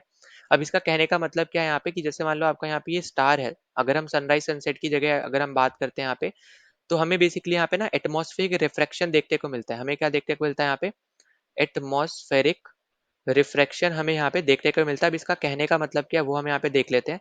तो जैसे मान लो ये आपका एक स्टार है, आप यहाँ पे नीचे खड़े हो, ठीक है, अर्थ पे। अब ये जो स्टार है ना, इसकी लोकेशन ये है, पर आपको ना जो देखने को मतलब यहाँ पे मान लो कि इसकी लोकेशन ये वाली है, ठीक है। ऊपर की तरफ हम बनाने के लिए यहाँ पे हम ये वाला ले लेते हैं। तो इसकी जो रियल लोकेशन है वो आपकी ये है, पर जब आपको ये दिखता है ना, जो आपको स्टार बेसिकली दिखता है, तो आपको वो इस लोकेशन पे देखने को मिलता है। तो ये किस वजह से होता है, ये आपको होता है यहाँ पे एटमॉस्फेरिक रिफ्रैक्शन की वजह से। इसी सेम तरीके से जो आपकी फिशिंग है, जब आप फिश पकड़ते हो, तो जब आप अपना वो हुक फेंकते हो ना यहाँ पे, जो आपका यहाँ पे लगा हुआ रहता है यहाँ पे हुक, तो वो जो गिरता है बेसिकली, वो भी आपका यहाँ पे देखने को मिलेगा, वो आपका रिफ्रैक्शन की वजह से आपको यहाँ पे देखने को मिलता है। सेम चीज आपको सनराइज और सनसेट की होती है, कि जो आपको यहाँ पे देखने को मिलता है कि जब आपका सूरज डूब गया है, पर वो डूबा नहीं होता बेसिकली, आप देखोगे यहाँ पे 2 मिनट का आपका गैप रहता है, ठीक है। उगने में भी और आपके यहाँ पे डूबने में भी आपका यहाँ पे गैप रहता है बेसिकली यहाँ पे 2-2 मिनट का, ठीक है। तो ये चीज भी आपको याद रखनी है, और ये भी आपका एटमॉस्फेरिक रिफ्रैक्शन की वजह से ही रहता है। तो ये आपका रहेगा यहाँ पे इंपॉर्टेंट चीज, जो आपको यहाँ पे याद रख लेनी है, जो हमने सब यहाँ पे डिस्कस किया है। ना इस वीडियो के लिए हम लोग यहाँ पे ही रुक जाते हैं, क्योंकि हमने यहाँ पे 8 जो क्वेश्चन किए वो बेसिकली आपके बहुत ज्यादा लेंथी क्वेश्चन थे। तो हमने यहाँ पे बहुत ज्यादा चीजें डिस्कस करी है, कॉन्सेप्ट भी हमने यहाँ पे बहुत सारे कवर कर लिए हैं। तो कहने के लिए बस वो 8 क्वेश्चन है, पर हमने यहाँ पे बहुत ज्यादा क्वेश्चन ऑलरेडी यहाँ पे कंप्लीट करे हुए हैं इस पर्टिकुलर वीडियो के थ्रू। अगर आपको इसकी पीडीएफ वगैरह चाहिए, तो उसके लिए आपको टेलीग्राम चैनल ज्वाइन करना पड़ेगा, उसका लिंक मैंने यहाँ पे डिस्क्रिप्शन में दे रखा है। और एक्जैक्टली फ्री पीडीएफ आपको देखने को मिलेगी, कोई सब्सक्रिप्शन वगैरह ऐसा कुछ भी नहीं है। बस उसके लिए आपको टेलीग्राम चैनल ज्वाइन करना पड़ेगा, जिसका लिंक यहाँ पे डिस्क्रिप्शन में है। साथ ही साथ आप टेलीग्राम पे रिवील जी के आप सर्च करोगे तब भी आपको मिल जाएगा, ठीक है। अगर आप चैनल पे पहली बार आए थे तो प्लीज सब्सक्राइब कर देना, वीडियो को शेयर, वीडियो को लाइक कर देना, ताकि ज्यादा से ज्यादा लोगों तक पहुंच पाए। कोई भी डाउट रहता है, कोई भी सजेशन होता है, कोई भी आपको चीज रहती है, वो आप यहाँ पे कमेंट डाउन जरूर कर देना। या तो आप यहाँ पूछ सकते हो, वरना टेलीग्राम चैनल पे ज्वाइन करके आप वहां पे भी पूछ सकते हो अपने डाउट्स, ठीक है। डाउट्स लेके मत जाना, डाउट्स पूछ जरूर लेना। तो चलो मिलते हैं नेक्स्ट वीडियो में। जय हिंद।